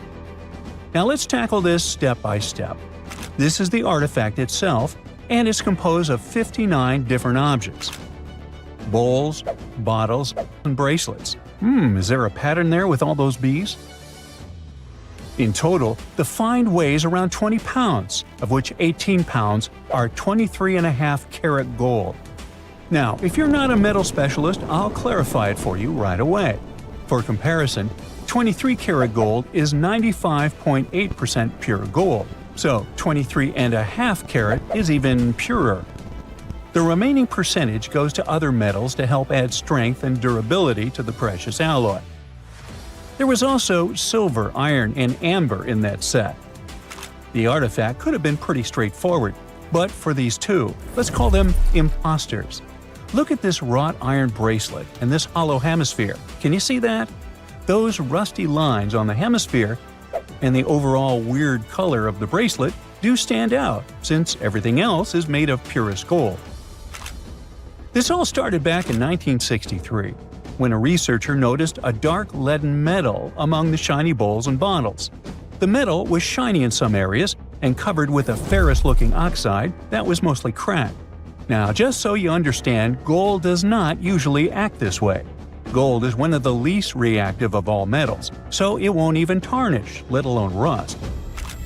To figure out where this suspicious iron came from, researchers turned to mass spectrometry, which checks out the mass-to-charge ratio of molecules. Their findings showed that the nickel in the iron is similar to that found in meteoritic iron. Simply put, the bracelet and the hemisphere are of extraterrestrial origin. Ooh. Now, the exact age of the trove is hard to determine, yet it's crucial. We need to know the exact age to see if it coincides with the start of the Iron Age in the Iberian Peninsula. If it does, then no further questions here. But if it doesn't, well, it's, at the very least, weird, if not suspicious. So there's this three-age system. It comprises the Stone Age, then the Bronze Age, and then the Iron Age. The Stone Age is of no importance here, so let's compare the Bronze and the Iron Ages. The Bronze Age began when it was realized that combining copper and tin produced a material that was more durable than either metal alone. This era was all about major upgrades in tools and weapons, but two standout inventions were writing systems and the wheel. Then came the Iron Age. This time was all about slowly bringing iron into everyday life. Iron was way easier to shape into cool designs than bronze. Now, this was a big deal because iron, especially transformed into steel, provided significant improvements in all aspects of life. Tools became lighter, cheaper, and stronger compared to their bronze equivalents. You get it? Good. So, researchers have long debated whether the treasure dates back to the post-Argaric era or the latter part of the Bronze Age. The most recent study claims that those artifacts were created in 1400 to 1200 BCE, and something really doesn't add up. First off, the Iron Age began around 500 years after these artifacts were crafted. Plus, ancient craftsmen couldn't know back then how to work with metals that landed on Earth approximately 1 million years ago. And while the dates are really hard to explain, there is a logical explanation for the craftsmanship. The theory here is that those metal workers simply had access to the fallen meteorite, and thus, they could study it well and discover its properties before using it for decorative purposes. They could have figured it out through trial and error, and once they knew exactly how to work with this extraterrestrial metal, they proceeded to adorn the artifacts with it. Plus, there were the Phoenicians, who contributed to their craftsmanship. Now, it's true that the Iberian people have been processing metal and making pottery long before the Phoenicians settled on the peninsula. But the arrival of new metalworking techniques and the introduction of the potter's wheel enabled them to produce better quality goods much faster than before. So, we figured out the extraterrestrial origins of the Iberian artifacts. But guess what? This area is still under suspicion. The reason for that is the language they spoke.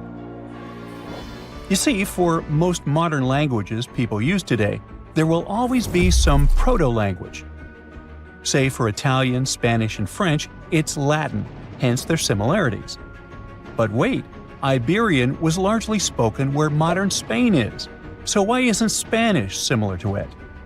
Well, the truth is, no language today is similar to the Iberian. Maybe only the Basque language, but it's because of some similarities found in their numerical systems. Basque is classified as a language isolate, or simply unrelated to any other known languages and the only language isolate in Europe. The Iberian language is unclassified. While the scripts written in it have been deciphered to various extents, the language itself remains largely unknown. And look at the alphabet the Iberians had. Looks like it doesn't really belong to our planet. But hold up, this one might be a bit of a stretch. When the Phoenicians came to the peninsula, they brought along their alphabet to the Iberians. But honestly, the Iberians probably weren't keen on just copying someone else's writing system, so they tweaked it until it looked completely different. Let's just say they took some inspiration and ran with it. While linguists can guess to some extent how most characters sounded, actually translating the language is still completely impossible. The Iberian language was non-Indo-European and faded away over 2,000 years ago. And there aren't any similar languages left to help us out. Super frustrating, right? Yeah. We got over 2,000 Iberian inscriptions from tombs, coins, potteries, lead plates, and even cave wall carvings. But aside from a handful of words, we're totally in the dark about what they mean. Now, if we could understand their language, we might have learned that they were great thinkers and all, but we can only contemplate the works of art they left. Iberian culture has a lot of amazing stuff made by talented artisans. We're talking about not just metalwork and ceramics, but also detailed sculptures, textiles, jewelry, and other personal bling. But here's the catch. Making all those luxury items depended a lot on a big farming class. At the heart of Iberian society, most folks were involved in farming and taking care of livestock. Depending on where you were, the types of farming varied. For example, up in the north, they were all about growing grains, while down in Valencia, they focused on producing olive oil and other agricultural aspects. In the west, raising animals was the name of the game. Still, we don't have much information about the day-to-day lives of the many people doing this essential work. Yet, on the flip side, we know a lot about the upper class of Iberian society, who control these agricultural resources and hire the artisans. By the 7th century BCE, we start to see a group of Iberian princes who were living the good life, trading with the Phoenicians and enjoying fancy luxury items. You can spot this elite class in their burial practices.